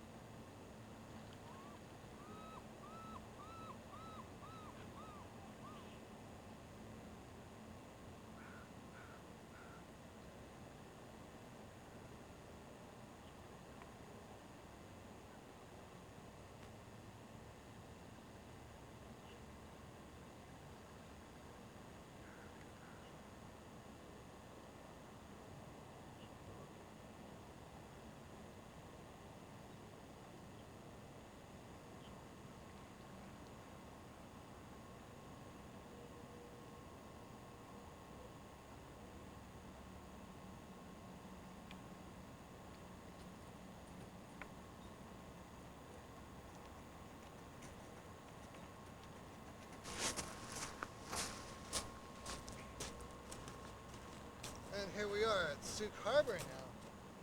This is the view of the town of Sooke. A mill hill up in the background here. And then way back in the back rows is the forest logging areas with Camp Bernard way up in the back rows there. And this is the entrance to the Sooke River. Right at the bridge there, and the Sooke River winds its way up the wonderful Sooke River Valley. And as you can see, it's quite wide, marked between this mountain here and Mount Brule over here.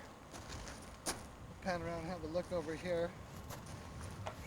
And what we have up here in the background is a fantastic view of Mount Quimper, the highest peak here. And a nice little hill in behind. That is Sooke Mountain Park. Howdy, folks! Well, as you can see, we're just kind of swinging around here in Sooke by the Sooke Harbor. And one of the great local swings. And as you can see in our films, we recommend you to enjoy all the recreational facilities that you might come across in your travels. So we're just enjoying one of the swings here in the solitude of the Sooke Harbor. At the mouth of the Sooke River.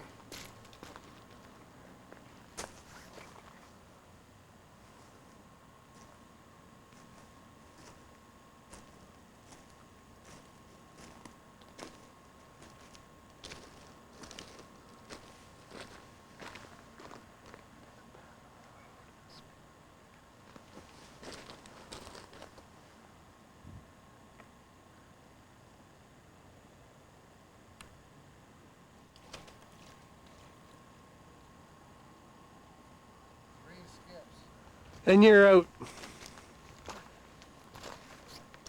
always feel good if you get it on the first row. And here's the wonderful billing spit from a different angle. There. And you look at, you've got to go in close into the hole there and show them the layers a little bit higher, buddy, into this hole. That is from the thousands of years of the natives living down here on the spit. Well, this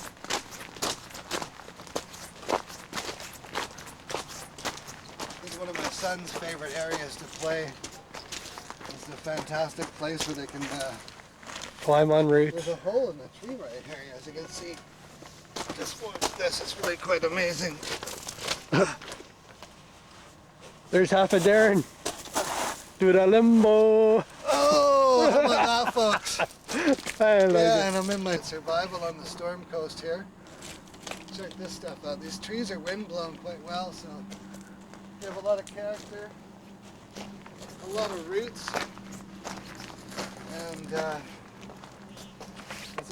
again inside here we can see the works of the midden deep inside here. This is really a good one because you get the ultimate.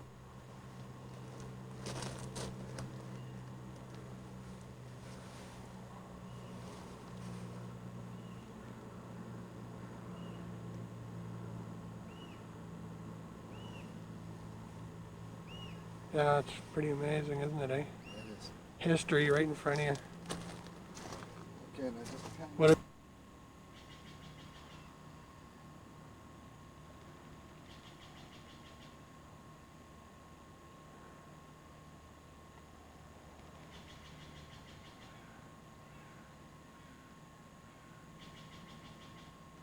You come in here with your car, park, have a nice picnic, spend the afternoon. As long as your car's not lowered.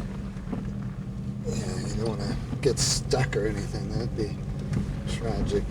So as you can see, we're going to take in a great tour through Sooke. Just hang on, we're going to go to another wonderful spot.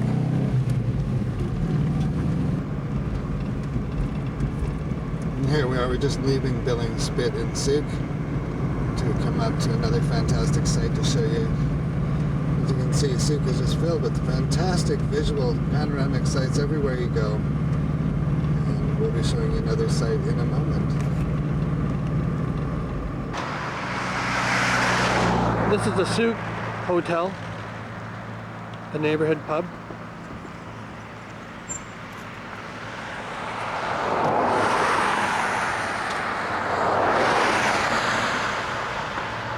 At the Sooke River Bridge, and we're going to just walk out in the middle of this and show you a couple of the great views that this bridge has to offer. So come this way. And here we are on the Sooke River Bridge. We're going to just have a look over here at the view of Billing Spit where we just were.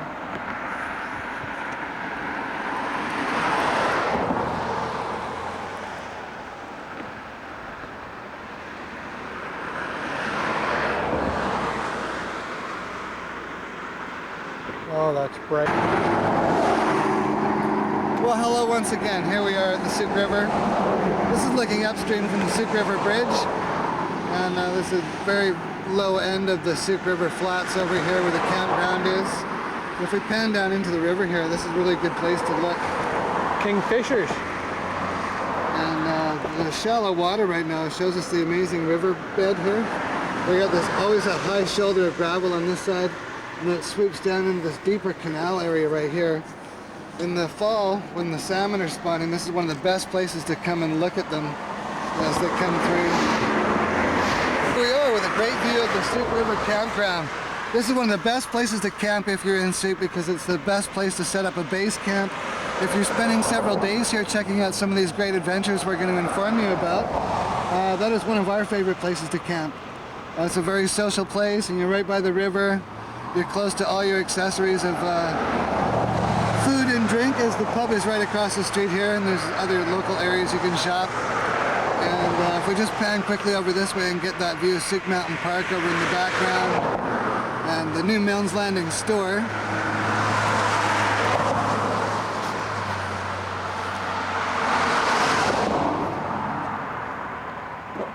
Can't see it from this side.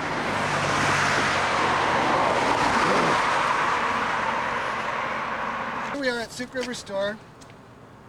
This is quite a story here because this is the new building. Back in 1999, when I was an artist and photographer and salesperson, I opened up the gift shop that used to be right here.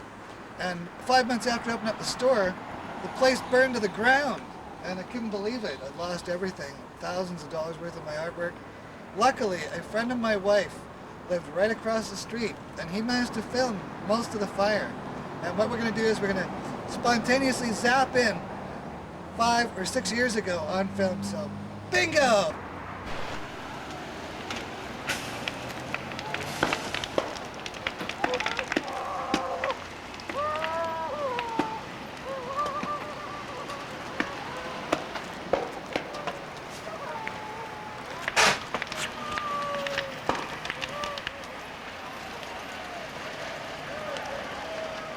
We are in Sooke at the Sooke River store, and what I'm going to do today is we're going to take you down the Sooke River Valley and show you the fantastic Sooke potholes and some of the great highlights of the Galloping Goose Trail that runs all the way down this fantastic valley, all the way past Sooke Lake out to Cowichan Lake, believe it or not. But we're not going that far today, so stick around for some more fun and adventure. And hope you're enjoying our tour of Sooke.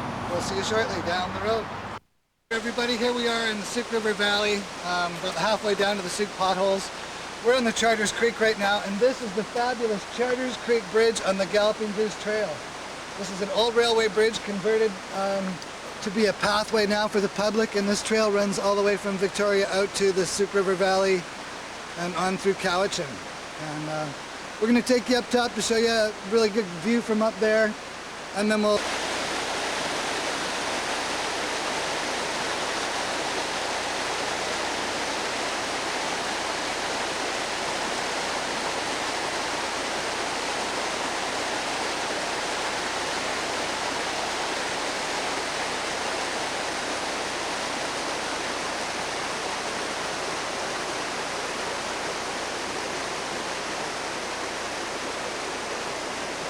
Everybody, here we are on top of Charters Creek Bridge on the Galloping Goose Trail, and we're going to take a walk out to the middle here and have a view from over the bridge.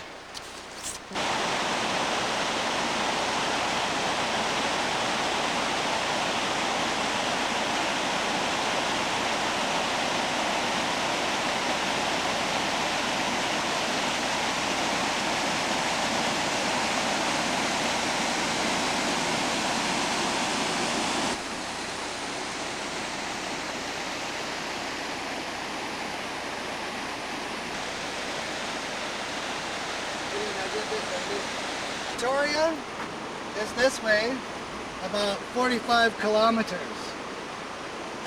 If we were to get on our bikes or walk this way, Leechtown is this way. And there's some really beautiful sights which we'll show you down the valley here in a moment, so stick.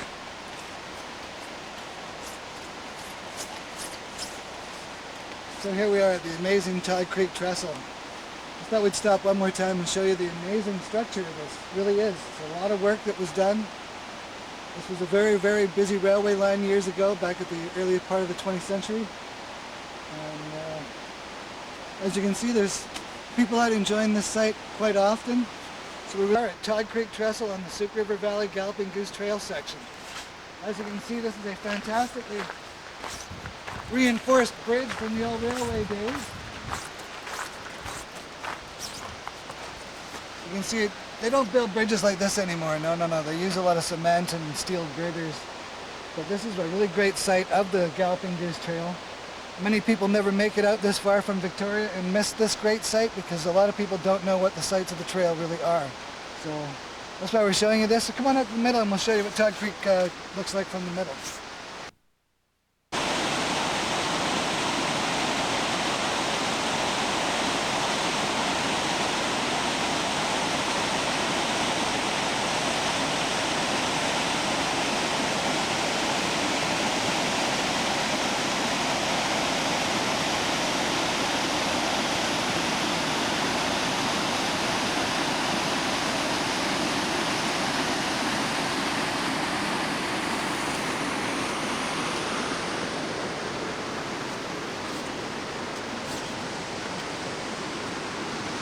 And then again, looking down over this side of Todd Creek to where it leads down to the waterfall down by the Sooke River that we were at earlier. Oh, we'll show you depending on where it ends up in the film. There, here we are at the Sooke River, in the Sooke River Valley in Sooke, BC. Standing here, we're just down from the main parking lot. This is the famous Sooke potholes. To many of you, this will look like any other river that you've seen anywhere else in the forest. But what we're going to do is go up the river and show you why this place is so incredible cool. We're going to give you the grand tour today because me and Andy have grown up on Vancouver Island and we know a lot about this valley. We've spent several times hiking around here. And we're going to show you just some of our favorite highlights of the lower valley today. So come along for some more fun and adventure. This is going to be great. I like the valley. The salmon run at Sooke River just starting.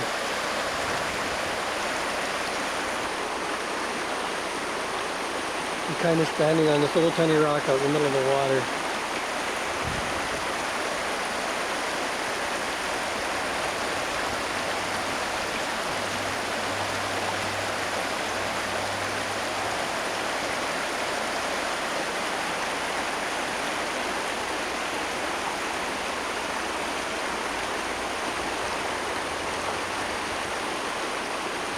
Pacific coastal salmon. Probably coho maybe. It's really hard for me to tell.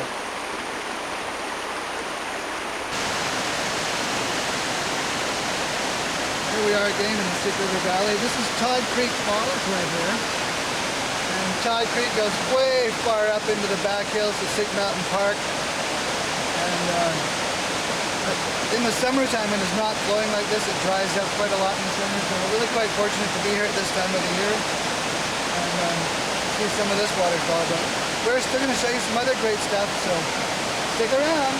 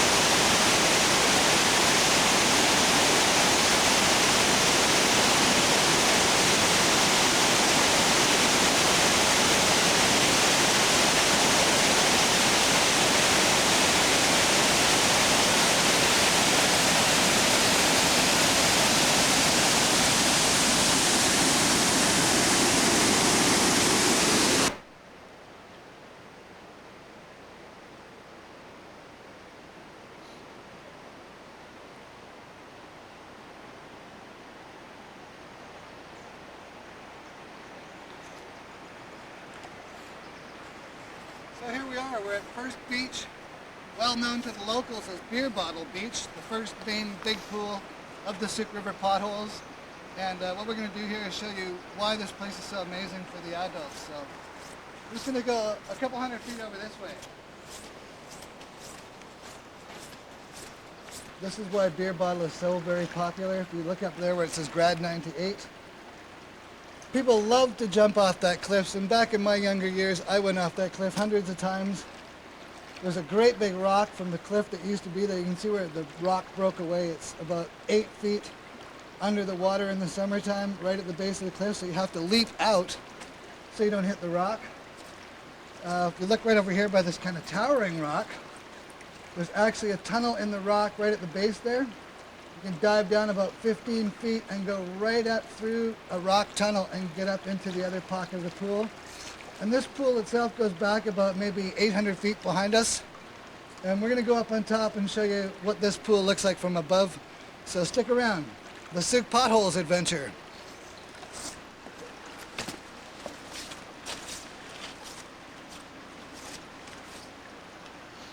Yeah, it's quite a place, and even the color in the rock down here is quite interesting. We've got this really kind of greenish blue rock mixed in here, and quite often the colors only come out when the rock is wet. Kind of a unique secret to this area. So yeah, look at that amazing color. As opposed to the gray that's right here, which is pretty much standard. But we're gonna head further up the valley, so come along folks, here we go. Here we are on top of Beer Bottle Pool, and as you can see, we have another rather normal looking section of the river right over here, but it's very deceiving. We're going to continue on up the valley and show you what this place really has to offer, so come along folks, this is going to just get better.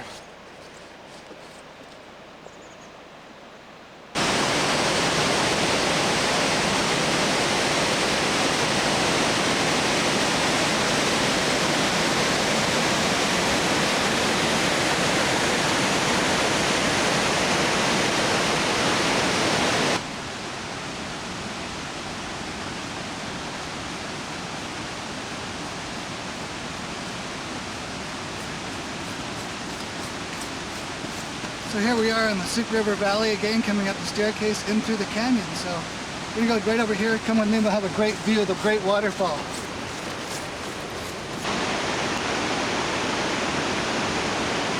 So here we are, right on top of the canyon here. This is the main waterfall that most people love to come to. In the summertime, the water level goes way down, and you can actually swim in all those pools there. Right now, it's very dangerous. Another thing I'd like to point out for all the snorkel divers, in the summertime there are wonderful canals you can swim in all the way down through this gorge when the water level's nice and mellow in like July, August, September. And if you look over here, there's some of the ruins of the lodge, and we're going to explore right over there in just a moment, so stick around, this will just get better.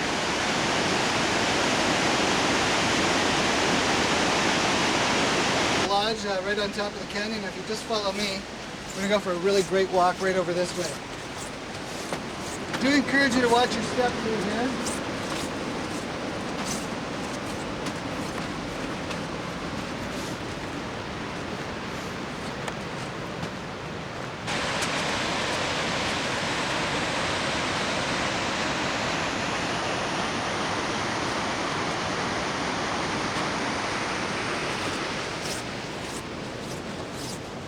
Go this way.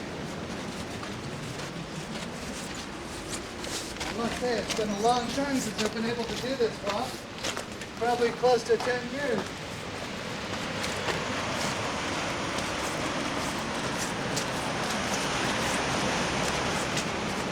Okay, I'll try and get this in a really good angle as I go down to this next level.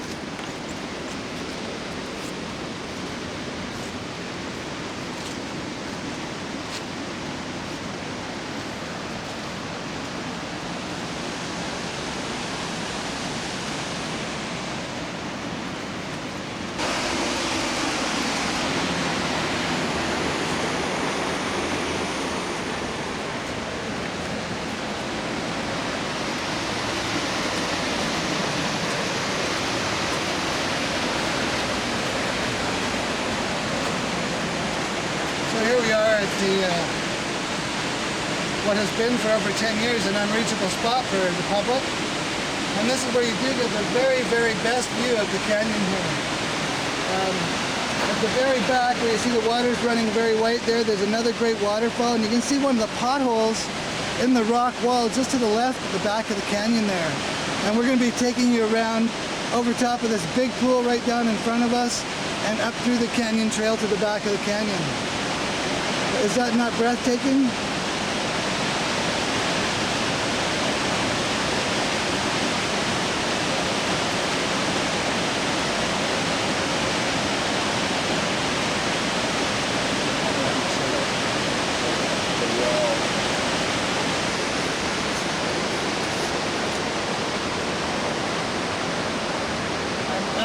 see, this rock work is absolutely fantastic. From what I recall, they brought in some specialists from Spain and Portugal to build all this stuff.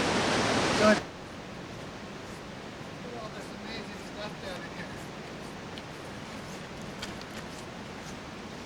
When they built this place, it was being built with the kind of a 11th, 12th century castle style.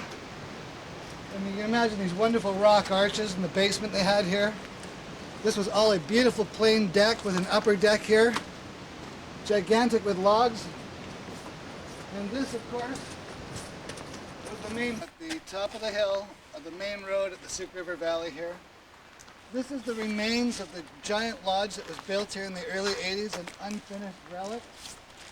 We're quite surprised to come here for the first time and find all of the giant logs taken down. Me and Andy both have great pictures in our own personal archives of this lodge intact from over the years. And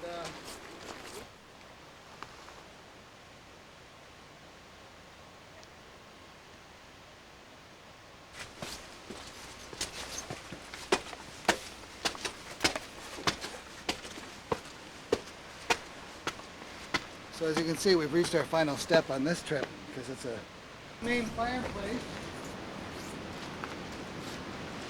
Burned pretty big logs in this one.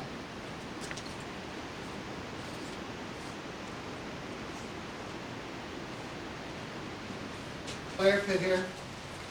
We got the ash trough right there. Amazing. Look at the size of the dampers. That's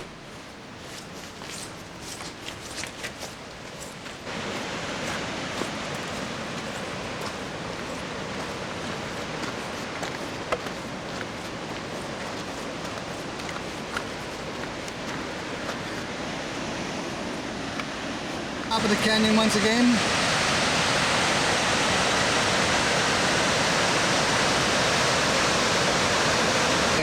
I've always loved coming in the potholes since I was a little bitty kid. And me and Andy were just reminiscing about the time that we brought our mask, snorkel, and fins, and we actually snorkeled the entire river pretty much from the ocean front to Leechtown. And it wasn't all done in one day. I took probably a few trips on that, but it was really breathtaking to get down under the surface of the water here and swim with the little fishies in their wonderful magic swimming pools that they have. So let's go down in the valley. Just trying to take in as much of this footage as we can because we're not even sure if these handrails will be here the next time we come up here.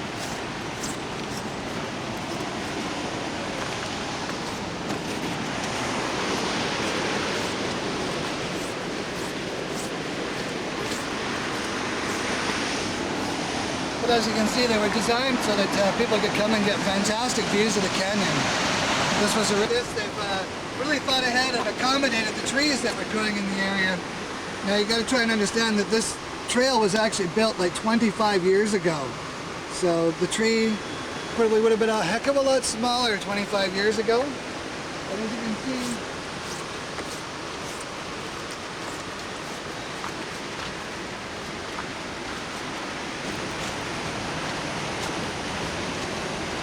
love the staircase.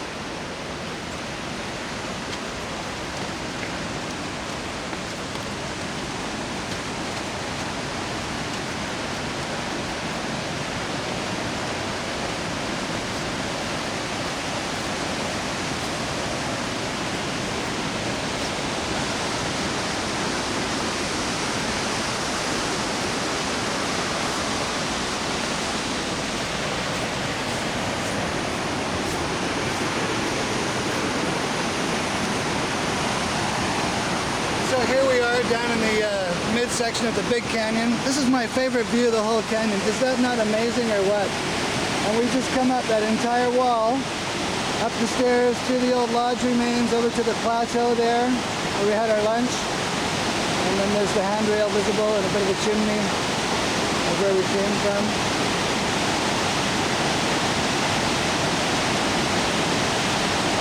That's where we just came from. We stopped and had a little bite there.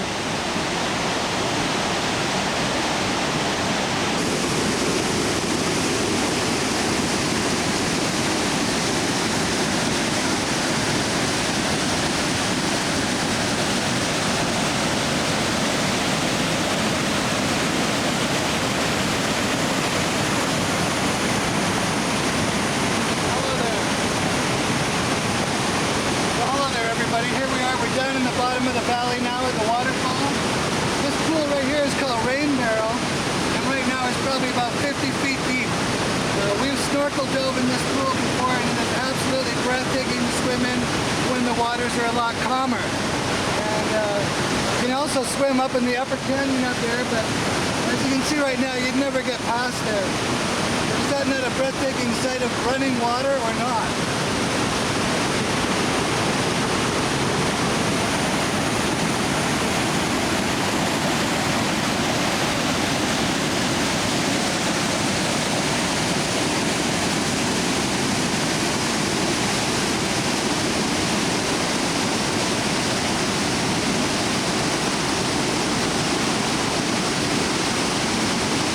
Part of the canyon above the staircase.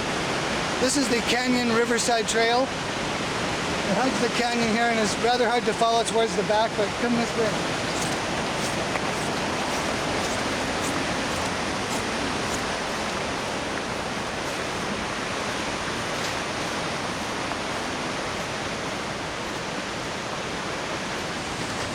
Fun lilies.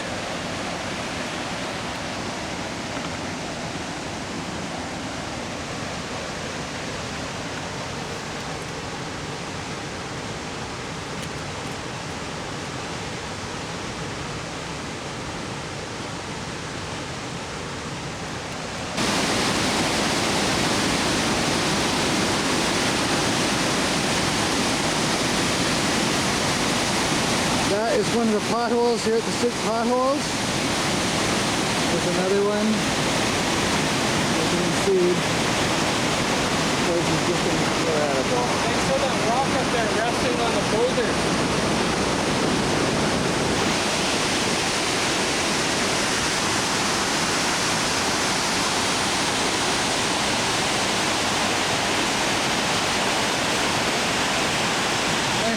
We're at the upper part of the Sooke River Canyon to what is normally in the summertime this beautiful twin waterfall. So what we have decided to do today is this is as far as we're going to go, and we're going to come back in a few more months when the water level goes down to show you this waterfall again, and then we'll show you all the other great rock formations up the river here. So what we're going to do is we're going to go over to the Galloping Goose Trail and show you some of the highlights of the Galloping Goose Trail in the Sooke River Valley now. So up the hill we go, onward a little bit further, and I hope you're having as much fun as we are. Well, hello there everybody. Here I am at the Galloping Goose Trail in the Sooke River Valley at Barnes Station. This was one of the great railway stops in between Leechtown and the coast here in the middle of the valley. And it has now been converted for the public so that you can go inside or outside and enjoy a really pleasant rest. And I've got to point out also... Hello, here we are at Barnes Station on the fabulous Galloping Goose Trail. We are right near the lodge of the Sooke River Valley, but what we're going to do today is we're going to go further up the trail and take you all the way to Leechtown via the trail, but what we're going to do is we're going to do the Riverside Trail first, and then that goes out to the campground, and then ultimately out to Leechtown. We got a visitor here, listen.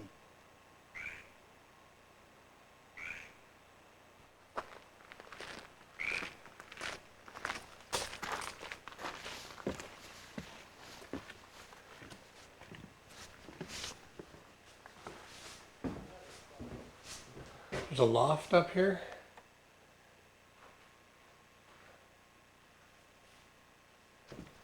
It's the last train to Sookesville, and I'll meet you at the station. You can get here by sunrise and play all day until it gets so dark. Oh, And I yes, have to indeed. go. Oh, no, yes, no, indeed. no. And I don't know if I'm ever going home. Because sometimes after a good hike, it's hard to go home. Once again, back in the Sooke River Canyon. We come back a few months later from where we left off the last time. As you can see, the water level is down and gives you a better idea of the waterfall that's actually here. You can see it splits in two. And the rocks are really slippery down here, and we're not going to risk going down here today. But we're going to continue going further up the river and show you some of the other great highlights of the Sooke River Valley here. So come on for some more fun and adventure. This is going to get real good. We got to go up here, so follow me.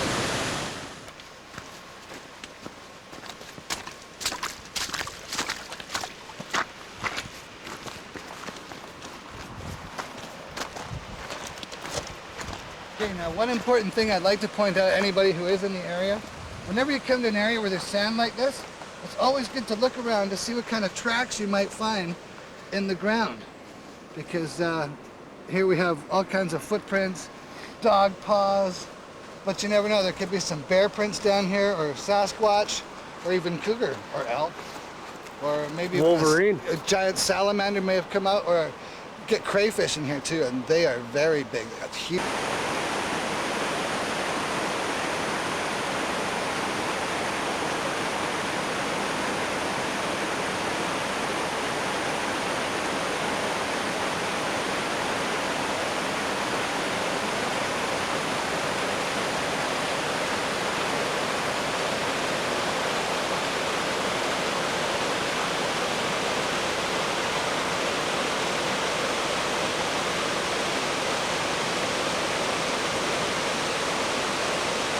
Swinging over the Sooke River. Darren's just a swinging kind of guy. What a great view.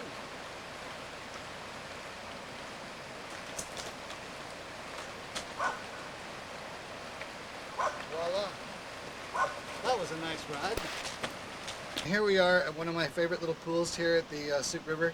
I dubbed this one the Abyss because it's got this really narrow chamber as it goes through this canal.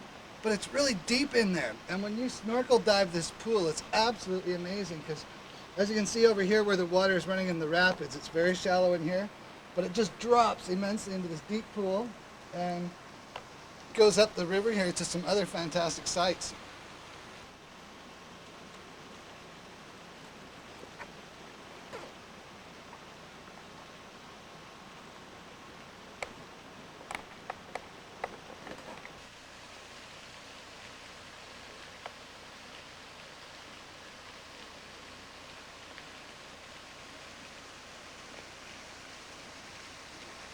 And here we are along the shores of the Abyss.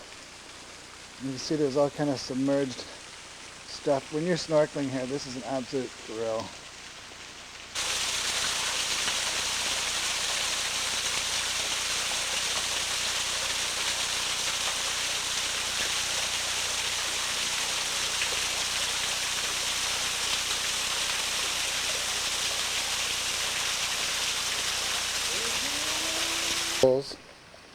In the summertime, this would be like a really good bathtub type thing, and it's got like its own glacier scarred rock water slide right here. Just to give him an idea of the size of it. Yeah, there's Andy. Hey Andy, how you doing, buddy? Very well, thanks. It's good to be out. Yeah, another.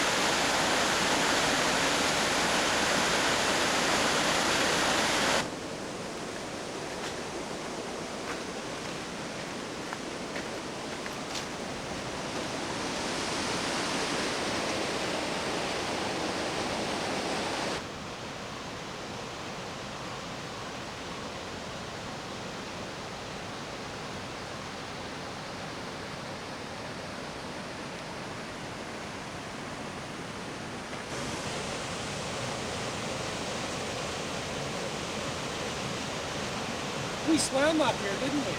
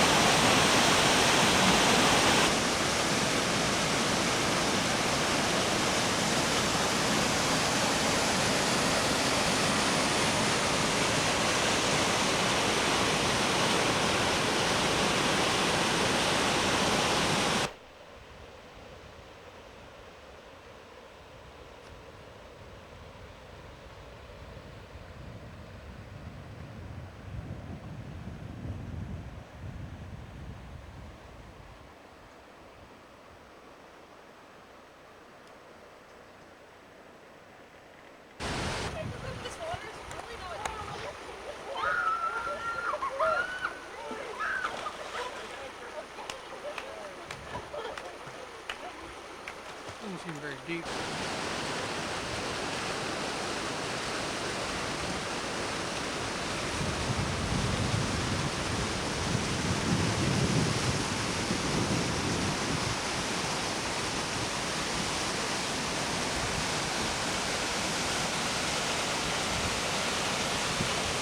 Parts that you can snorkel under in the summer months. It's a little late in the year to be swimming in the river now, but this is one of the great rock formations that is in the Sooke River. And you have to follow the Riverside Trail to see these sites, and it's broken up in many areas, so you've got to really work for it. But hello, here we are at one of my favorite sections other than the Big Canyon. I call this the volcano section. If you look down here, there's a really cool round pool right in between the two waterfalls spills there. And when the water level is down, it really gives the impression of a volcano. It's absolutely amazing rock formation, and if you look closely, there's little potholes scattered throughout all the rocks down there. We'll just zoom in and show you some of the amazing potholes. And then another cool thing is, on the shoulder of the beach over here, there's a glacier erratic. It almost looks like an actual rock marble, like some of those stone spheres you find in the jungles in Costa Rica. And again, we swam all these ponds here, and we're going to continue up around the corner and show you some other great stuff in a little bit here. Sooke River at what I call the Sooke Mini Lake in the river. This is the largest swimming pool that you can get to high up in the river, and it gets to be about 30 or 40 deep and 40 feet deep in the summertime. And as you can hear, it has more cool glacier scarred rocks, and this is the beginning of another really cool canyon of some great rock formations. We sculpted glacier scarred rocks.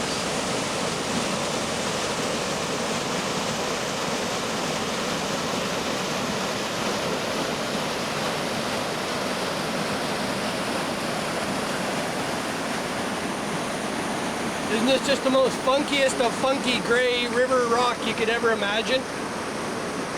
Laying on this in the summertime is absolutely amazing. It's so hot. You can come up here soaking wet and lay down, and 15 seconds later you're dry. I like it a lot.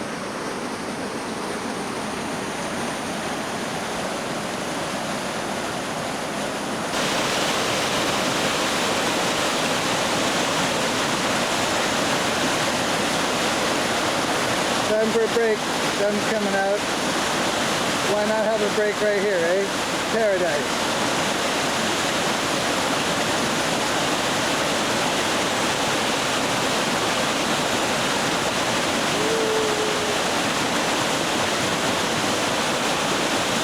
Don't fall in, Andy.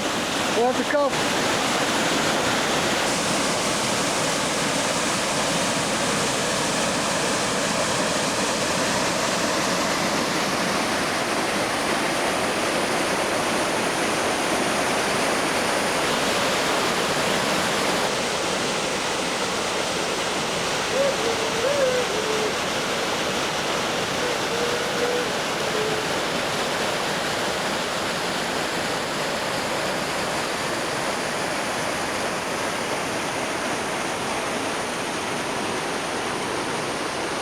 Here we are at the Sooke River, and this is another one of the giant potholes that, if you're crazy enough, you could climb down in here.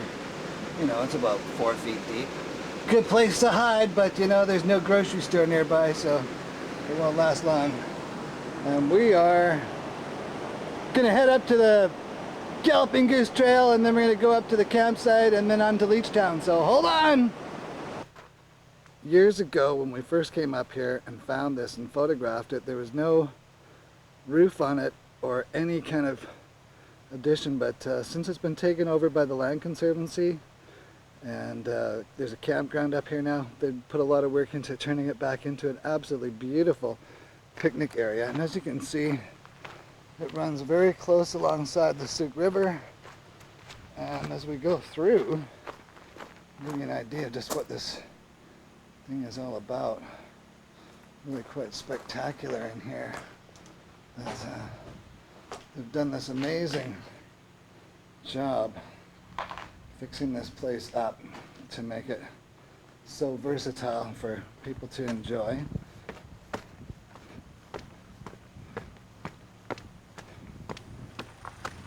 To the campground. And as you can see, it's a great, wonderful place to be camping.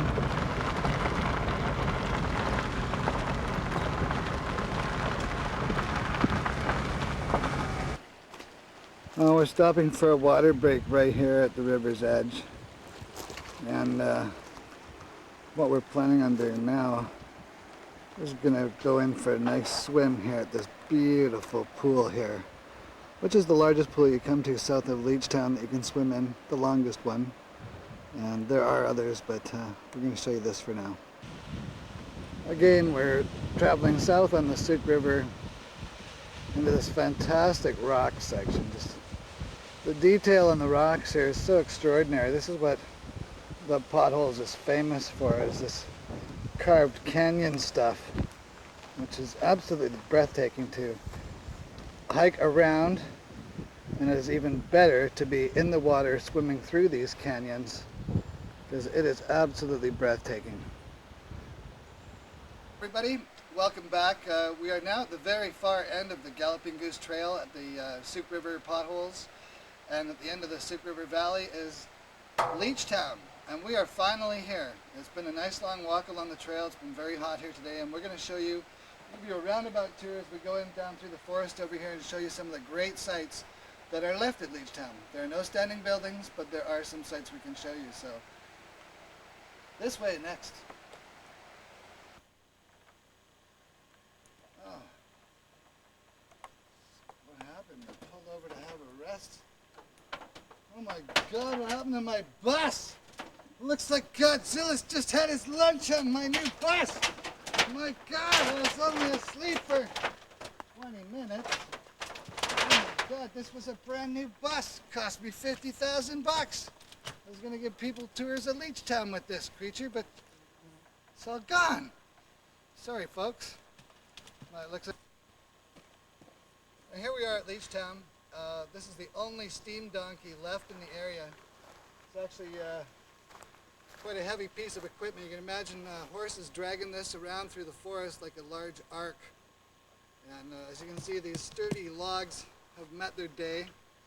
This has been sitting here for probably about 40 years or more. Maybe not that long, but there's a classic piece of heavy-duty machinery here in Leechtown. And as this is Wolf Creek Falls, that pours out of Wolf Lake into this marvelous pool right here.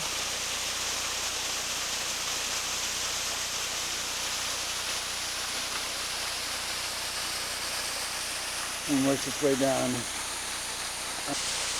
Also, right over in here is an amazing cave. And it's tucked in the hill right in there.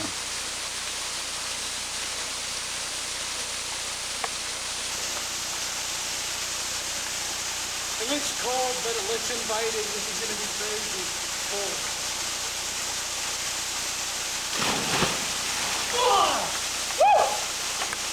Oh! Mamma mia! Santa Lucia! Ooh! Yeah! Phew!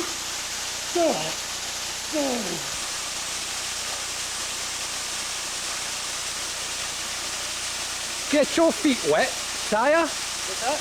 To get your wheat fat, sire. Oh. Your wheat fat. So check the wind direction. Calculate the body weight. The vector, the fog, the furrow. Okay, here we go.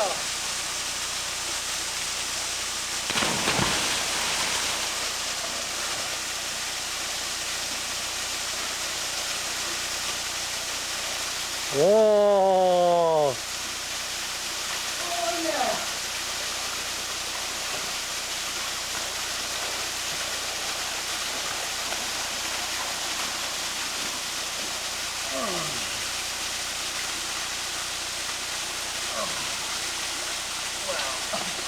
I can't get out.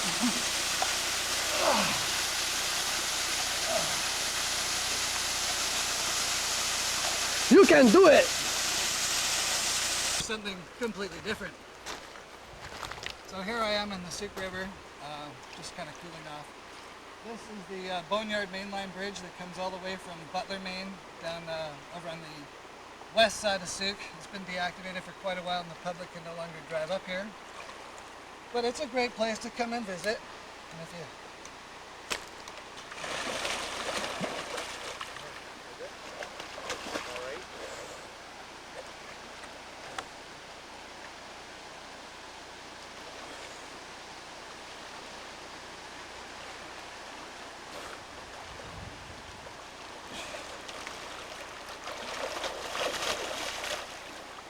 Oh, that sure cools the feet off though.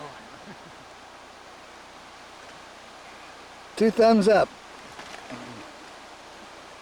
Okay, now show us your famous submarine.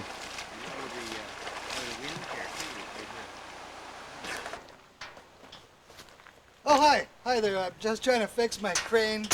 Hasn't worked. It stopped at my last coffee break back in 1945. And we're still at Leechtown here.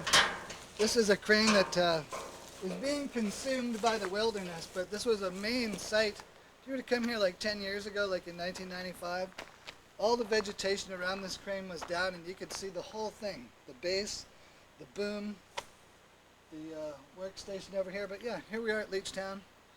And we're going to move on to, well, I should tell you about Leechtown here. There's all kinds of buildings in this particular area. They've all been dismantled, so as you hike around the area, you'll find a lot of different spots where they're like campgrounds and stuff. There were actually buildings here about 80 years ago, back in the 20s and 30s, maybe even earlier than that, turn of the century, last century, 20th century. So we're going to take you over to Wolf Creek Bridge now, and that'll pretty much sum up for Leechtown. So see you in a bit, folks. Here we are at Leechtown again, at one of the greatest sites. This is the Wolf Creek Bridge, and it is on the same line as the Galloping Goose Trail, which will hopefully be hooked up with the Trans-Canada Trail in the very next couple of years here. We're going to take you walk underneath here and show you this amazing structure which has been deactivated for a number of years.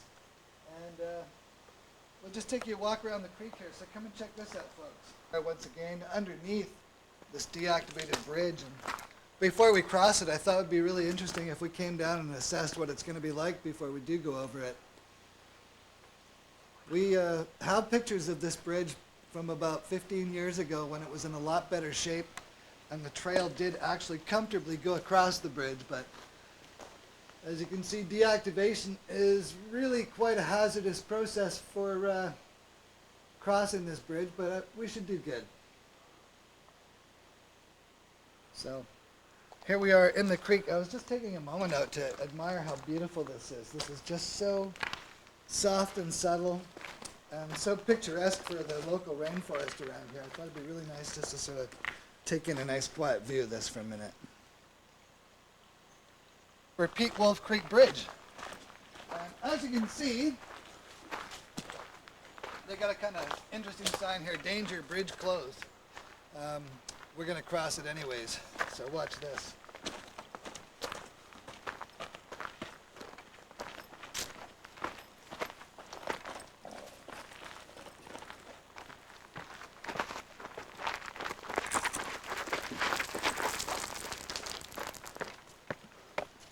Whoa.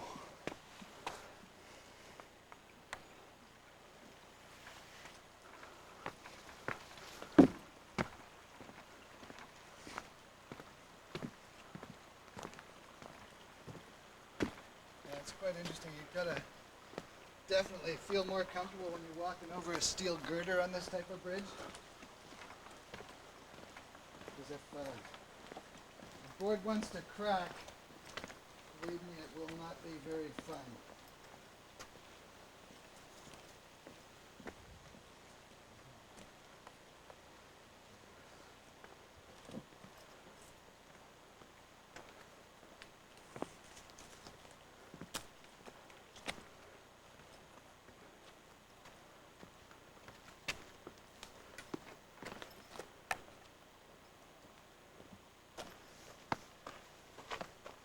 Wide open flats at Leechtown.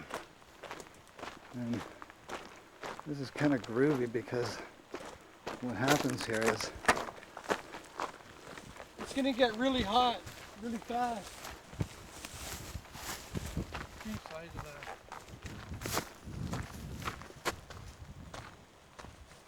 Gold duster. Or gold, yeah, this gold duster #1. It looks like number I actually, but they call it #1. Go back 100 years, there'd be buildings scattered all through here and railway tracks under our feet instead of these dirt lines, but we're continuing to explore some more. And this is the end of Leechtown Adventures here. We're now going to join up with the Galloping Goose Trail and start proceeding south down the Sooke River Valley. And we will show you some other highlights as we continue on, so stick around. Take a side trip right down this trail here to an overview of one of the pools. We've just come in off another side trail off the Galloping Goose Trail while heading south in the Sooke River Valley. And this is a very historic site. This was one of the main buildings that they had when they had the railway running through here.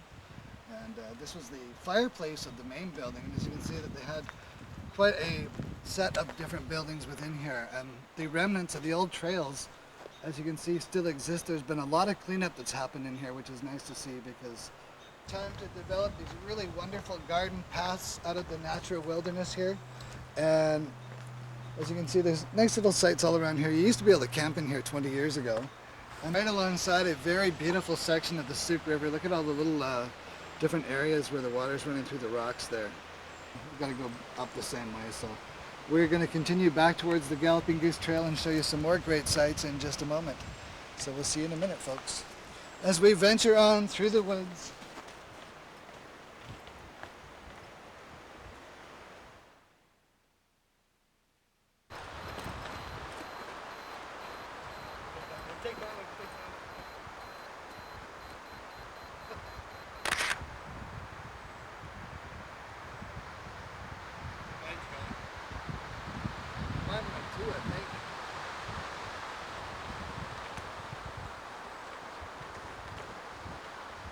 There's some swimming for you.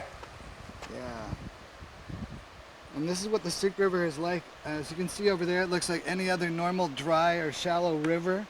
But this entire canyon has great deep pools throughout the whole spot. You just really have to look for them.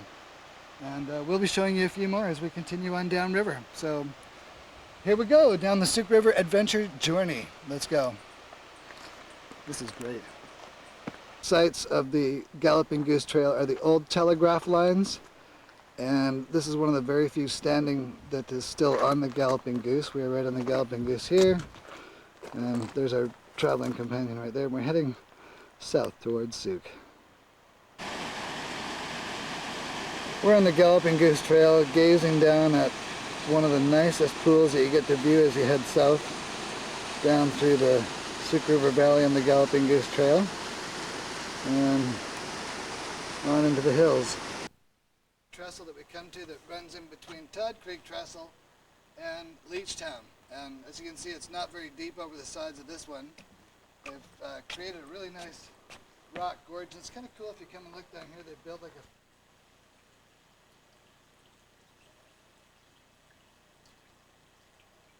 a... And this way, going up around the bend.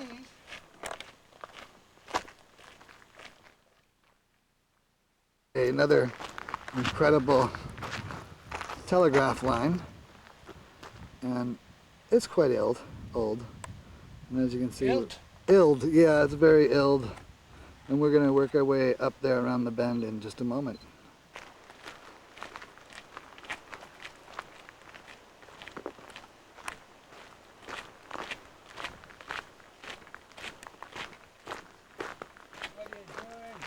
I'm traveling through the amazing rock cut corner. Well, I don't think it's really dingleberries. It's more like galloping goose flurries. Another telegraph pole that we find as we head south along the Galloping Goose Trail. Coming up along another long section, but around that next hill that we're looking at, we have to go around the side of that, and then we're at the campground. There's a great little section of the Sooke River.